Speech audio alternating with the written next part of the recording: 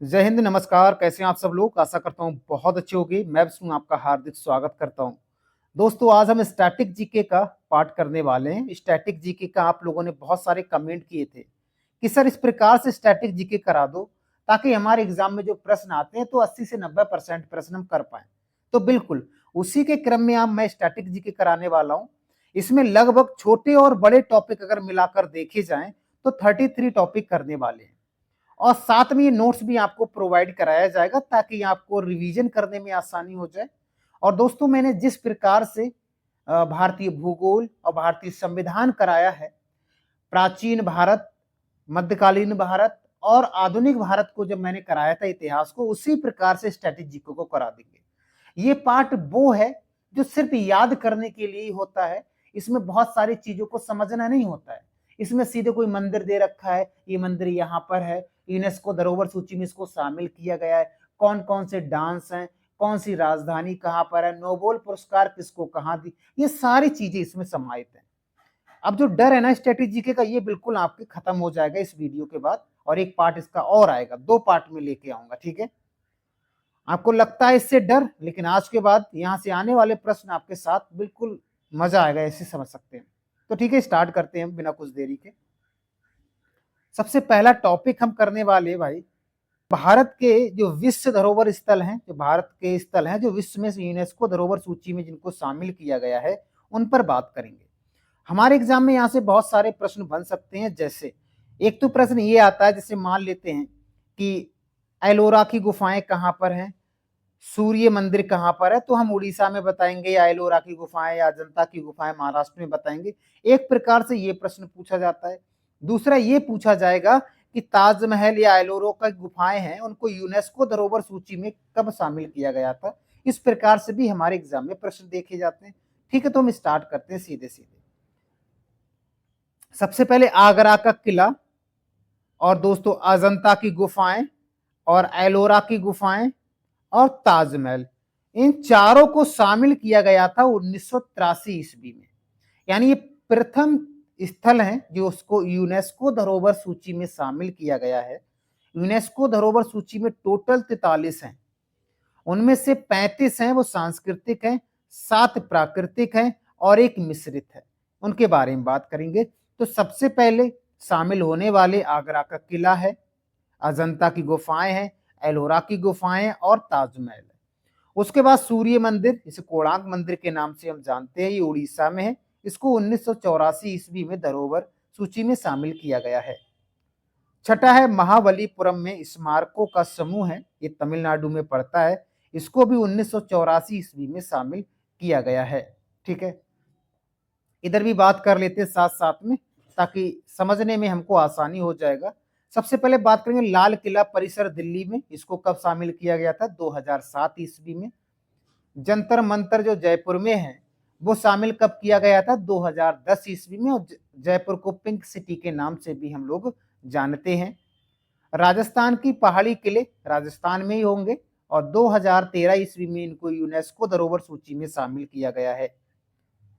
25वें number पर रानी की बाव या रानी की बावड़ी, जो पाटन, और पाटन कहाँ पड़ता है, आप कहोगे सर गुजरात में पड़ता है, और इसको 2014 में यूनेस्को धरोहर सूची में शामिल किया गया है। नालंदा विश्वविद्यालय सबको पता है भाई, बिहार में है, और वो वही है जिसको किसने बनाया था, तो कुमारगुप्त ने इसको बनवाया था, और गौरी के साथ एक सेनापति आया था बख्तियार खिलजी काकी, उसने इसको ध्वस्त कर दिया या खत्म कर दिया, नालंदा को विक्रमशिला विश्वविद्यालय। और आपको पता है विक्रमशिला जो विश्वविद्यालय है वो धर्मपाल ने बनवाया था। ठीक है, राजा धर्मपाल जी थे, उन्होंने बनवाया था। नेशनल ले कर्बूसियर का स्थापत्य कार्य ये चंडीगढ़ में, इसको 2016 ईस्वी में किया गया था। और अहमदाबाद का ऐतिहासिक जो शहर है गुजरात में, इसको 2017 ईस्वी में शामिल किया गया है। ठीक है, उसके बाद हम आगे बढ़ते हैं, अहमदाबाद तक कर चुके हैं हम। ठीक है, उसके बाद बात करेंगे, यहाँ गोवा तक इधर कर चुके हैं। 8वें नंबर पर खजुराहो स्मारकों का समूह, ये मध्य प्रदेश में पड़ता है। खजुराहो मंदिर, कंदरिया मंदिर, इसको 1986 ईस्वी में यूनेस्को धरोहर सूची में शामिल किया गया है। हम्पी वाला, हम्पी पता है कर्नाटक में, इसको 1986 ईस्वी में इसको भी शामिल किया गया था। यानी 1986 में 4 स्थल को शामिल किया गया है। एक तो गोवा वाला, खजुराहो वाला और फतेहपुर सीकरी जो उत्तर प्रदेश में है वो, यानी 4 को शामिल किया गया है। ठीक है। उसके बाद एलिफेंटा की गुफाएं, सबको पता है महाराष्ट्र में, चाहे एलिफेंटा की गुफाएं पूछ ले या अजंता की गुफाएं पूछ ले या एलोरा की गुफाएं पूछ ले, ये सभी कहां पर है? महाराष्ट्र में। और इसको शामिल किया गया था 1987 ईस्वी में। ग्रेट लिविंग चोल टेम्पल्स ये तमिलनाडु में है और इसको शामिल किया गया था 1987 और 4 ईस्वी में। नेक्स्ट सांची का बौद्ध स्तूप या बौद्ध स्मारक जो मध्य प्रदेश में है, इसको शामिल किया गया था 1989 ईस्वी में। याद रखेंगे किसने बनवाया था? अशोक ने। हुमायूं का मकबरा दिल्ली में है, कब शामिल किया गया था? 93 में। कुतुब मीनार दिल्ली में है। भारत का पर्वतीय रेलवे, चाहे वो पश्चिम बंगाल हुआ या तमिलनाडु हुआ या हिमाचल प्रदेश हुआ, तीनों का जो रेलवे जोन है या हम जो कह सकते हैं जो लाइनों की पटरी का जो गैप सबसे कम होता है, जिसे हम नैरो गेज के नाम से जानते हैं, वो नैरो गेज वाली जो ट्रेनें हैं वो इन्हीं क्षेत्रों में या पहाड़ी क्षेत्रों में चलाई जाती हैं। ठीक है। जयपुर हम बता दिया था। धौलावीरा एक हड़प्पा शहर है, इसको कब शामिल किया गया था? 2021 ईस्वी में शामिल किया गया था। जैसे हड़प्पा है, मोहनजोदड़ो है, इस प्रकार से बहुत सारे स्थल हड़प्पा कालीन है या सिंधु घाटी सभ्यता के समकालीन है, उनमें भी धौलावीरा को एक यूनेस्को धरोहर सूची में शामिल किया गया है। नेक्स्ट है शांति निकेतन जो वेस्ट बंगाल में है 2023 में, और होयसल का पवित्र मंदिर, इसको भी। ठीक है। तो टोटल 35 थे, यहाँ हमने 34 के बारे में जाना। आपको पता है भाई कि काजीरंगा एक सींग वाले गेंडे के लिए बहुत प्रसिद्ध है जो असम में पड़ता है। इनकी डेट लाइन है ये बहुत कम पूछी जाती है, लेकिन ये बहुत पूछा जाता है। मानस जीव अभ्यारण्य असम में पड़ता है और ये यहाँ भी वन सींग वाले गेंडे पाए जाते हैं। उसके बाद केवलादेव राष्ट्रीय उद्यान राजस्थान के भरतपुर जिले में है, इसे भरतपुर राष्ट्रीय उद्यान के नाम से भी जाना जाता है। आपको पता है साइबेरियन सारस केवलादेव राष्ट्रीय उद्यान प्रसिद्ध है साइबेरियन सारस के लिए। सुंदरवन राष्ट्रीय उद्यान वेस्ट बंगाल में है। सुंदरवन एक डेल्टाई क्षेत्र है जो गंगा और मेन रूप से ब्रह्मपुत्र नदियां मिलकर बनाती हैं। नंदा देवी और फूलों की घाटी राष्ट्रीय उद्यान ये उत्तराखंड के प्रसिद्ध राष्ट्रीय उद्यान है, और आपको पता है नंदा देवी उत्तराखंड की सबसे ऊंची चोटी है। पश्चिमी घाट में मुख्य रूप से 5 राज्य पड़ते हैं, लेकिन यहाँ पर 4 राज्यों के नाम आपको लिखे हुए हैं, महाराष्ट्र, कर्नाटक, केरल और तमिलनाडु, लेकिन गोवा नहीं है। लेकिन यहाँ पर गोवा लिखा हुआ नहीं है, ये मैं कह रहा हूं। तो पश्चिमी घाट में को शामिल किया गया है, और आपको पता है पश्चिमी घाट कोई पर्वत नहीं है, एक कगार नुमा घाटी है, और पश्चिमी घाट को सह्याद्री के नाम से जाना जाता है। ठीक है। 7वें नंबर पर है ग्रेट हिमालयन राष्ट्रीय उद्यान। आपको पता है हिमाचल प्रदेश में ग्रेट हिमालयन राष्ट्रीय उद्यान है, इसको भी शामिल किया गया था। उसके बाद बात करेंगे कंचनजंगा की। कंचनजंगा आपको पता है भारत में हिमालय की सबसे ऊंची चोटी है कंचनजंगा, जो सिक्किम में है। इसका कुछ भाग नेपाल में भी पड़ता है, लेकिन इसका सबसे ज्यादा भाग सिक्किम में पड़ता है, इसलिए इसे सिक्किम में माना जाता है। ये भारत की सबसे ऊंची चोटी है हिमालय की। वैसे केटू हो जाएगी, वैसे सबसे ऊंची चोटी केटू है, गॉडविन आस्टिंग जो पीओके के क्षेत्र में पड़ती है। लेकिन कभी ये पूछा जाए कि हिमालय की सबसे ऊंची चोटी कौन सी है, तो कंचनजंगा हो जाएगा। ठीक है। नेक्स्ट बढ़ते हैं। उसके बाद यूनेस्को धरोहर सूची में जो अमूर्त संस्कृति विरासत में शामिल भारतीय विरासतें हैं ना, ये पूछा गया है। इनमें से सभी नहीं पूछा गया, जो पूछा गया मैं उस पर टिक लगा देता हूं। जैसे जो छऊ नृत्य है, इसको यूनेस्को धरोहर सूची में कब शामिल किया गया था? तो 2010 ईस्वी में। जो रामलीला रामायण का जो पारंपरिक प्रदर्शन है, इसको कब शामिल किया गया था? 2008 ईस्वी में इसको शामिल किया गया था। उसके बाद यहाँ पर कुछ चीजें और बता देते हैं, जैसे नवरोज 2016 में शामिल किया गया था। योग जो योग दिवस है जो 21 जून को हम मनाते हैं, 2016 में इसको शामिल किया गया था।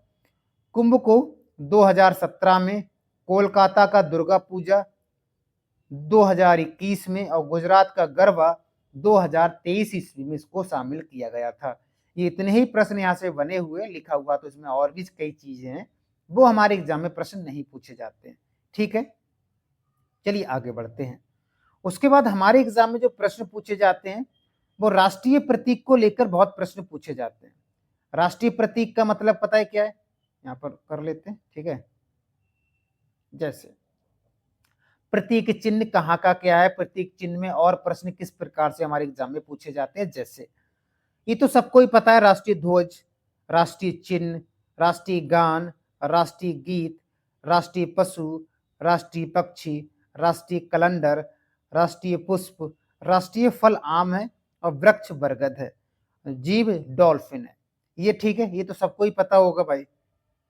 और विरासत पशु कौन सा है राष्ट्रीय, तो हाथी हो जाएगा। अगर हम यहाँ ध्वज की बात करें, किसकी बात करें, राष्ट्रीय ध्वज की अगर हम बात करें यहाँ पर, तो इसकी जो लंबाई और चौड़ाई है वो 2:3 में होती है, 2:3 में होती है, ये हमको याद रखना है। केसरिया रंग सबसे ऊपर होता है, जो देश की ताकत और शौर्य को दर्शाता है। बीच में सफेद पट्टी और धर्म का चक्र के साथ शांति और सत्य का संकेत देता है। ठीक है, तो अनुपात पूछा गया है यहाँ पर, उसको हमको याद रखना है। ठीक है, चलिए आगे बढ़ते हैं। उसके बाद हरा रंग जो देश के विकास, भूमि की पवित्रता और उर्वरता को दर्शाता है, हरा रंग जो बीच में होता है। और सबसे नीचे होता है सफेद रंग, और सफेद रंग में आपको पता है जो चक्र होता है एक, उसमें 24 तीलियां होती है नीले कलर का, उसमें कितनी तीलियां होती हैं, 24 तीलियां होती हैं, जो 24 घंटे को दर्शाता है। ठीक है, उसके बाद अगर आपसे ये पूछा जाए, ये कई बार पूछा गया कि भारतीय संविधान सभा में इसको कब अपनाया गया था, तो ये डेट आपको याद रखनी है, 22 जुलाई 1947 को इसको अपनाया गया था, हमको याद रखना है। अगर ये पूछा जाए कि झंडा का डिजाइन किसने बनाया था, तो पिंगल वेंकैया थी, उन्होंने इसका डिजाइन बनाया था।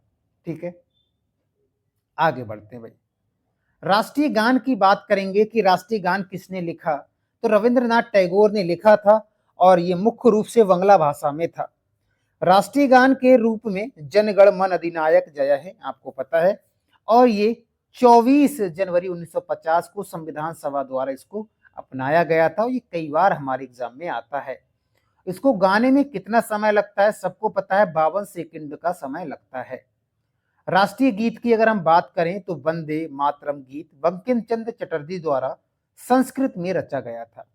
तो चाहे राष्ट्रीय गीत हुआ चाहे राष्ट्रीय गान हुआ, दोनों को कब हुआ था या दोनों को कब जोड़ा गया था संविधान सभा में, तो यही डेट है दोनों में, 24 जनवरी 1950 में, यही यहाँ पर लिखा हुआ होगा, देखो। ठीक है, यही यहाँ पर लिखा हुआ है, ये लिखा है यहाँ पर। ठीक है, ये है लिखा हुआ, 24 जनवरी 1950 को इसको संविधान सभा द्वारा अपनाया गया था। लेकिन कभी ये पूछा जाए कि भारत में पहली बार ये कब गाया गया था राष्ट्रीय गीत, तो 1896, भारतीय राष्ट्रीय कांग्रेस का सत्र चल रहा था 1896 ईस्वी में, उसमें इसको गाया गया था पहली बार। तो ऐसे पहली बार राष्ट्रीय गान कब गाया गया था, तो 1911 ईस्वी में गाया गया था। कब, 1911 ईस्वी में गाया गया था क्या, राष्ट्रीय गान, हमको याद रखना है। ठीक है, आगे बढ़ते हैं।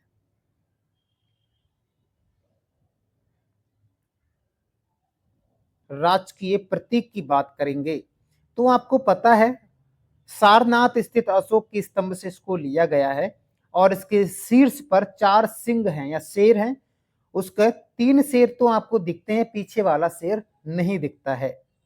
और यहाँ देवनागरी लिपि में आदर्श वाक्य लिखा है सत्यमेव जयते। क्या लिखा है, सत्यमेव जयते लिखा हुआ है, हमको याद रखना है। अगर प्रश्न आएगा कि राष्ट्रीय पक्षी, आपको पता है मोर है, और इसको पावो क्रेक्टेटस के नाम से भी हम जानते हैं। राष्ट्रीय पशु बाघ है, पैंथेरा टाइग्रिस के नाम से हम इसको जाना जाता है।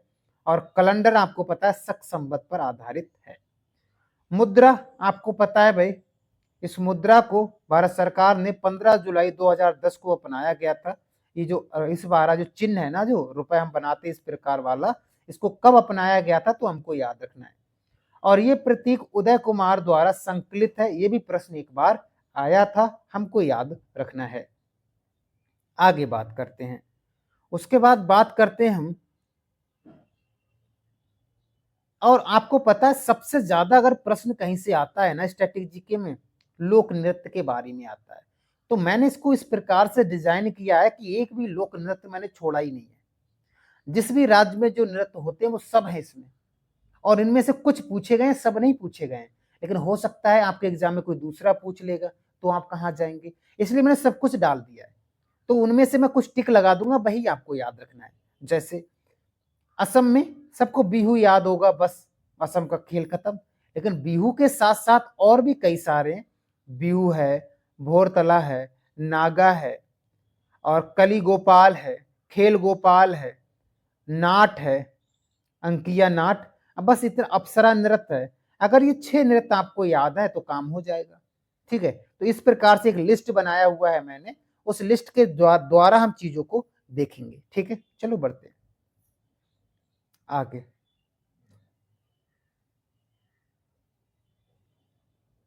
ठीक है, चलिए बात करेंगे अब आंध्र प्रदेश की।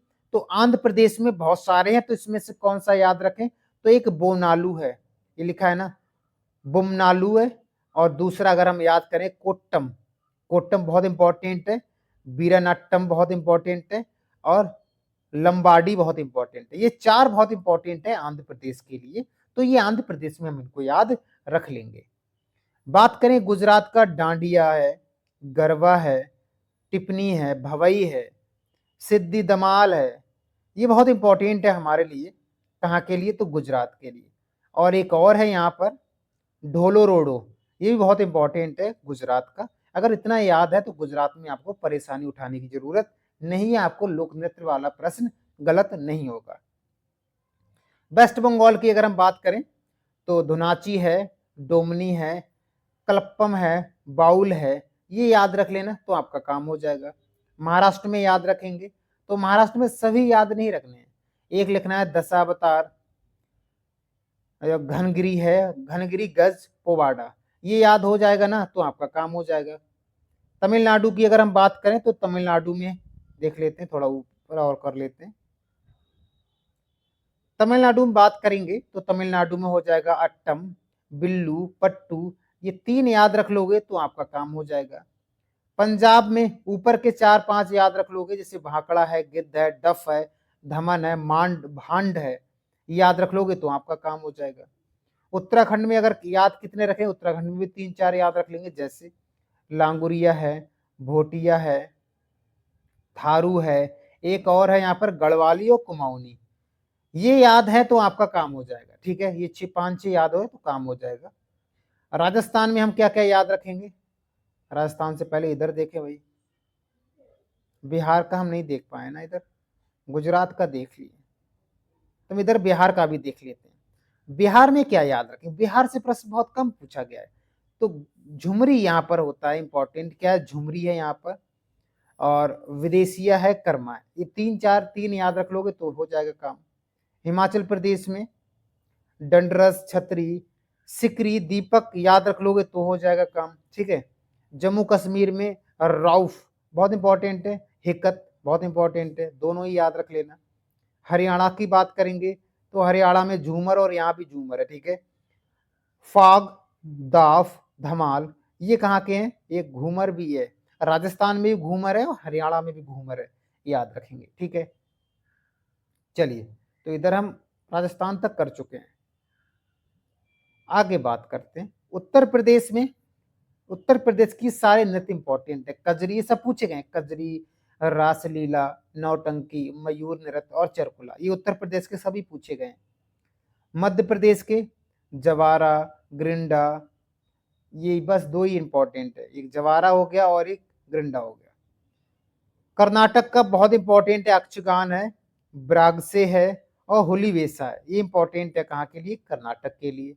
गोवा की अगर मैं बात करूंगा तो गोवा में दशावतार है, बहुत सारे हैं, तो यहाँ के जो ऊपर वाले 4 हैं ये इंपॉर्टेंट है, ढालो है, धांगड़ है, घोड़े मोदनी है, ये इंपॉर्टेंट है हमारे लिए। ठीक है, उसके बाद उड़ीसा की अगर मैं यहाँ पर बात करूं तो उड़ीसा के लिए छऊ, जो मैंने बताया था, इसको यूनेस्को धरोहर सूची में शामिल भी किया गया है। बाघ नृत्य, धाप, घुमुरा, ये इंपॉर्टेंट बहुत है। केरल की बात करूंगा तो थेप्पम, कलियट्टम, ये बहुत इंपॉर्टेंट है हमारे लिए। छत्तीसगढ़ की बात करें तो छत्तीसगढ़ में पंडवानी और राउत नाच और कापलिनी या कापलिक, ये बहुत इंपॉर्टेंट है। अरुणाचल प्रदेश में बांचू, चलो, बुइया, पासी, ये इंपॉर्टेंट है अरुणाचल प्रदेश के लिए, हमको याद रखना है। अब बात करें दोस्तों झारखंड की, पैका, छौ, संताल, जमड़ा, ये चारों इंपॉर्टेंट है हमारे लिए। और मणिपुर की बात करें, थांगटा, लाई हरोबा और करतार, ये इंपॉर्टेंट है हमारे लिए। ठीक है। नागालैंड की अगर हम बात करें तो नागालैंड में अलट्टू है, तितली है, तितली नृत्य है, चंगई नृत्य है, खंबा नृत्य है, याद रख लेंगे। मिजोरम की बात करेंगे, छेमलांग है, खुल्लन, ये बहुत इंपॉर्टेंट है, चेराव वगैरह, ये चारों बहुत इंपॉर्टेंट है। ठीक है, 1 2 3 ही है भैया। त्रिपुरा की अगर हम यहाँ बात करें, त्रिपुरा में कौन कौन से इंपॉर्टेंट हैं तो होजागिरी है, धमेल है, मैमात है और गाडिया है, इंपॉर्टेंट है। लक्षद्वीप की अगर हम बात करें तो कोलकाली, ये बहुत इंपॉर्टेंट है हमारे लिए, केवल कोलकाली। मेघालय की अगर हम बात करें तो मेघालय में है नोंगग्रेम, नोंग क्रेम है, याद रखेंगे मेघालय का। सिक्किम की बात करें तो मुखौटा, अरुणाचल प्रदेश का भी इंपॉर्टेंट है और सिक्किम का भी इंपॉर्टेंट है। मुखौटा, भूटिका, लेपचा, ये तीनों इंपॉर्टेंट है यार। ठीक है। अगर हम यहीं पर चंडीगढ़ की बात करें, चंडीगढ़ में धमाल है, भांगड़ा है, ये कहाँ के? चंडीगढ़ के। दादर नागर हवेली नहीं पूछा गया है, लद्दाख का पूछा गया है, लोसेन या लोसेम पूछा गया है, छम पूछा गया है, जाबरो पूछा गया है, कहाँ का? लद्दाख का। उसके बाद हमारे एग्जाम में प्रश्न दोस्तों पूछे जाते हैं वाद्य यंत्र को लेकर। जैसे आपने कई बार ये सुना होगा कि रवि पंडित किससे संबंधित हैं या श्याम सुंदरम किससे संबंधित है, ये कौन सितार वादक हैं या बीड़ा वादक हैं या सरोद वादक हैं। यहाँ से हमारे एग्जाम में बहुत प्रश्न पूछे जाते हैं, जरूर मिलेगा भाई एग्जाम में। अगर आपने कोई एग्जाम दिया है तो एग्जाम में जरूर देखने को मिलेगा। तो इसमें कुछ नाम आपको याद रखने, सभी नाम आपको याद यहाँ पर नहीं रखने। जैसे सितार वादक कौन कौन से हैं, बीड़ा कौन कौन बजाते थे, सरोद कौन कौन बजाते थे, नारंगी कौन कौन बजाते थे और वायलिन कौन कौन बजाते थे। बाकी से नहीं आता है प्रश्न, देखते हैं भाई। पहले देते हैं सितार वाले।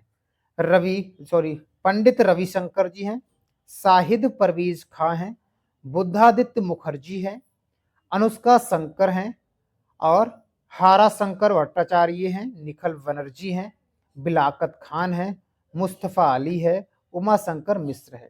कौन है? उमा शंकर मिश्र है। ये सब कहाँ के हैं तो हमको याद रखना है, ये सब सितार वादक हैं। अगर मैं यहीं पर बीड़ा वादक की बात करूं, किसकी बात करूं?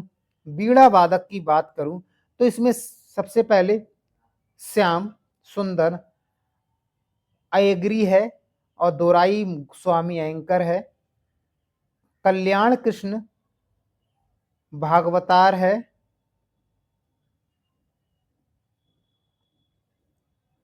चित्ती बाबू है, इमामी शंकर है, शास्त्रीय धनमल है, याद रखेंगे।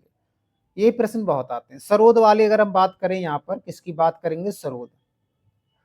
अलाउद्दीन खान है, अली अकबर खान है और अमजद अली खान है और बुद्धदेव है, बहादुर खान है, शरण रानी है, जरीन एस शर्मा है, याद रखेंगे। विजय जीत राय चौधरी भी कई बार पूछा गया एग्जाम में है, याद रखेंगे। सारंगी की अगर मैं बात करूं यहाँ पर तो पंडित राम नारायण का नाम कई बार पूछा गया है, रमेश मिश्रा का पूछा गया है, उस्ताद बिंदा खां का नाम यहाँ पर देखने को मिलता है। संतूर नहीं पूछा गया, अगर याद करोगे तो ये याद रखना पंडित शिव कुमार शर्मा, ये वाला अलग है और ये वाला अलग है, दोनों में अंतर है भाई। वायलिन की बात करेंगे तो एम एस कृष्णन या गोपाल कृष्णन नाम है इनका, ये बहुत इंपॉर्टेंट है और ये हमारे एग्जाम में यहाँ से प्रश्न देखा गया है। उसके बाद आगे बढ़ते हैं, और प्रश्न यहाँ से नहीं बनते हैं भाई, और आगे बढ़ेंगे। यहाँ से जो सबसे ज्यादा प्रश्न पूछे जाते हैं वो पूछा जाता है सहनाई वाला, बांसुरी, तबला, गिटार और यहाँ पर और कोई सा नहीं पूछा जाता है। ठीक है, और कोई सा नहीं पूछा जाता है यहाँ पर। अब देखते हैं हम तबला में कौन है, शहनाई में कौन है, बांसुरी में कौन है, गिटार में कौन है, बहुत पूछा जाता है। चलिए सबसे पहले बात करेंगे तबला वाले में। जाकिर हुसैन इंपॉर्टेंट है हमारे लिए, अल्लाह रखा भी बहुत इंपॉर्टेंट है, कई बार पूछा गया हमारे लिए, और पंडित किशन महाराज भी कई बार एग्जाम में देखने को मिलता है। और ज्यादातर ये सबसे ज्यादा देखने को मिलता है बिस्मिल्लाह खां, कृष्ण नाम चौधरी, अली अहमद हुसैन और दया शंकर जगन्नाथ, ये बहुत इंपॉर्टेंट है हमारे लिए। ठीक है, चलिए आगे बढ़ते हैं। बांसुरी में देखेंगे तो हरि प्रसाद चौरसिया हैं, पन्नालाल घोष है, टी आर महालिंगम है, ये इंपॉर्टेंट है हमारे लिए। और यहाँ पर पारसनाथ है, पंडित रेणु मजूमदार है, शशांक सुब्रमण्यम है, प्रवीण गोंडखिंडी है, याद रखेंगे।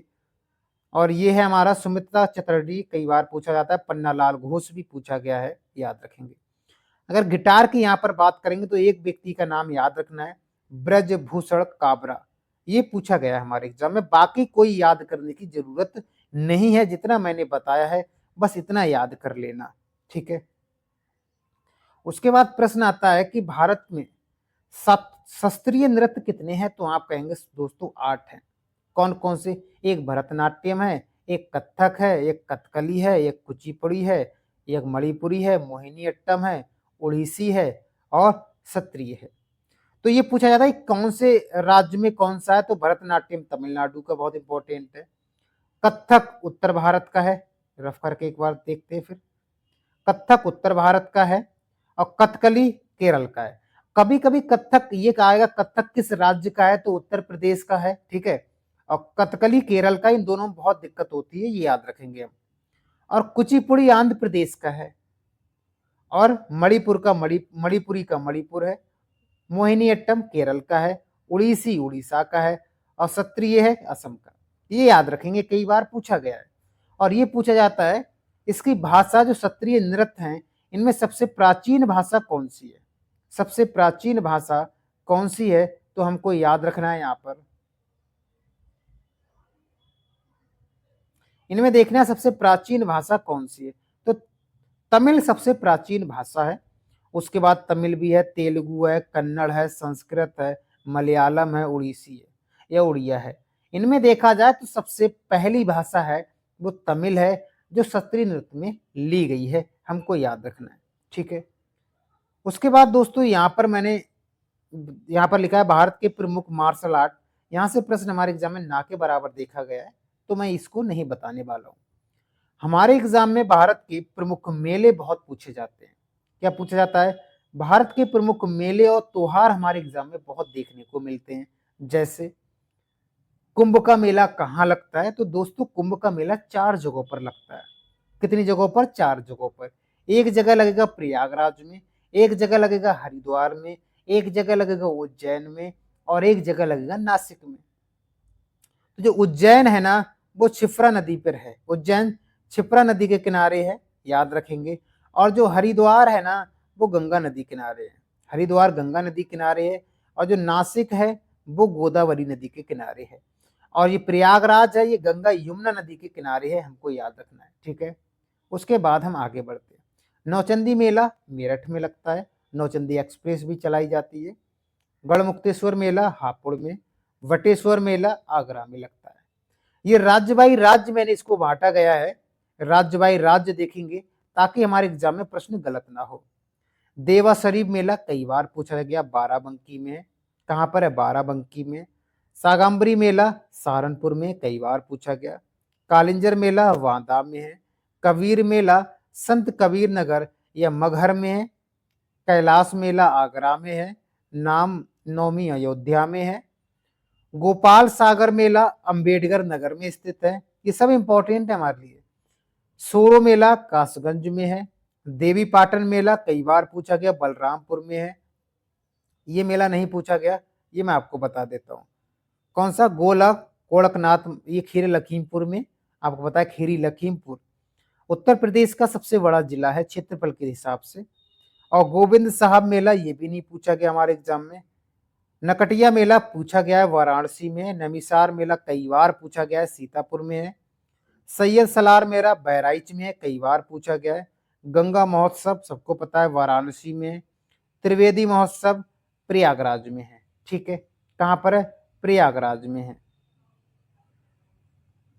उसके बाद आगे बढ़ते हैं।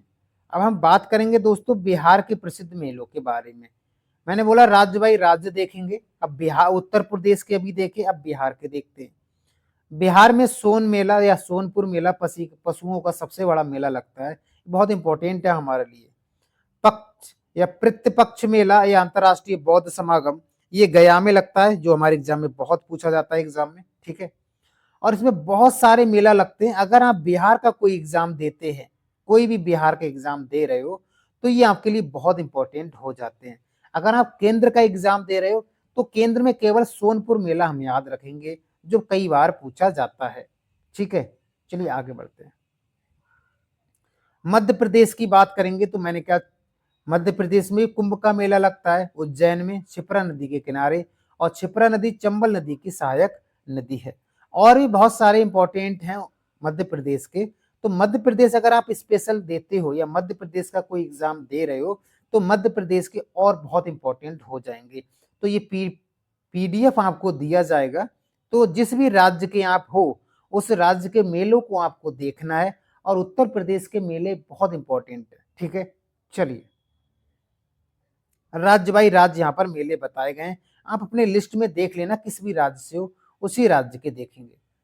ठीक है, ये इंपॉर्टेंट है जो अभी हम करने वाले हैं, ये वाला भारत के प्रमुख त्योहार, यहां से हमारे एग्जाम में प्रश्न देखे गए हैं। जैसे प्रश्न आएगा कि बिहू कहाँ मनाया जाता है, सबको पता है भाई असम में है।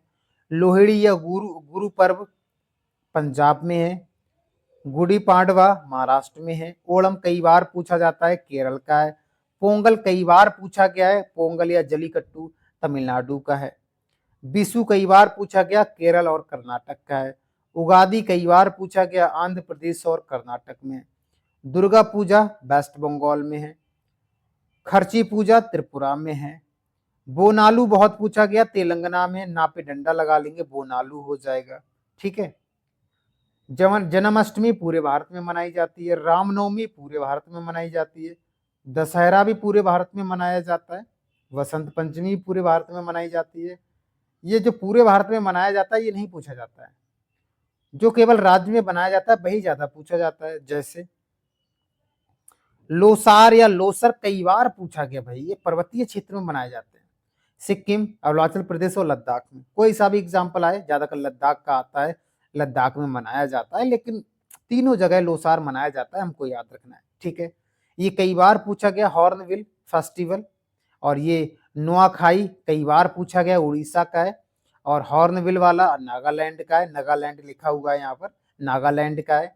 गणेश चतुर्थी बनाई तो पूरे भारत में जाती है, लेकिन मुख्य रूप से महाराष्ट्र सबसे टॉप पर यहाँ पर देखा गया है। छठ पूजा में सबको पता है भाई, बिहार छठ पूजा में सबसे टॉप पर राज्य है। दीपावली पूरे भारत में मनाई जाती है। ठीक है, लोसार यहाँ भी लिखा हुआ है, कोई नहीं। ये लोसुंग सिक्किम है। तीज कहाँ मनाई जाती है? उत्तर भारत में मनाई जाती है तीज, चाहे उत्तर भारत में उत्तर प्रदेश बोल दे या और भी कुछ बोल सकते हैं। ठीक है, उत्तर भारत का मतलब उत्तर भारत।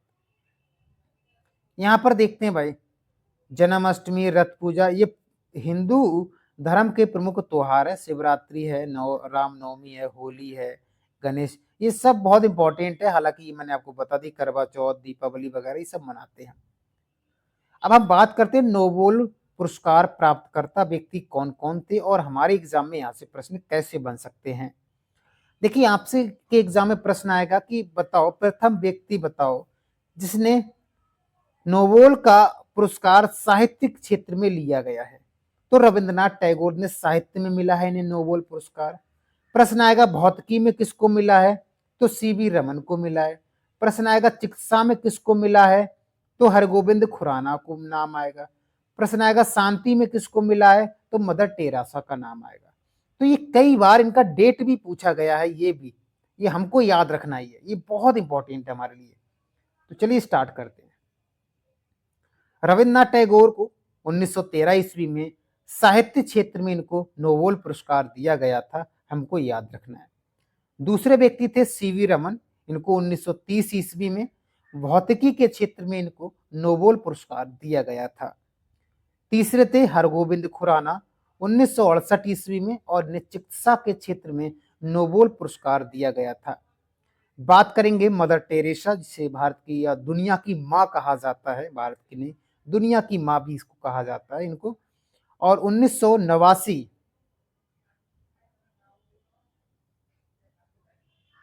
बात करेंगे मदर टेरेसा की। 1979 ईस्वी में इनको शांति के क्षेत्र में नोबेल पुरस्कार दिया गया था और इनको माँ के नाम से भी हम लोग जानते हैं। सुब्रमण्यम चंद्रशेखर को भौतिकी के क्षेत्र में 1983 ईस्वी को मिला था।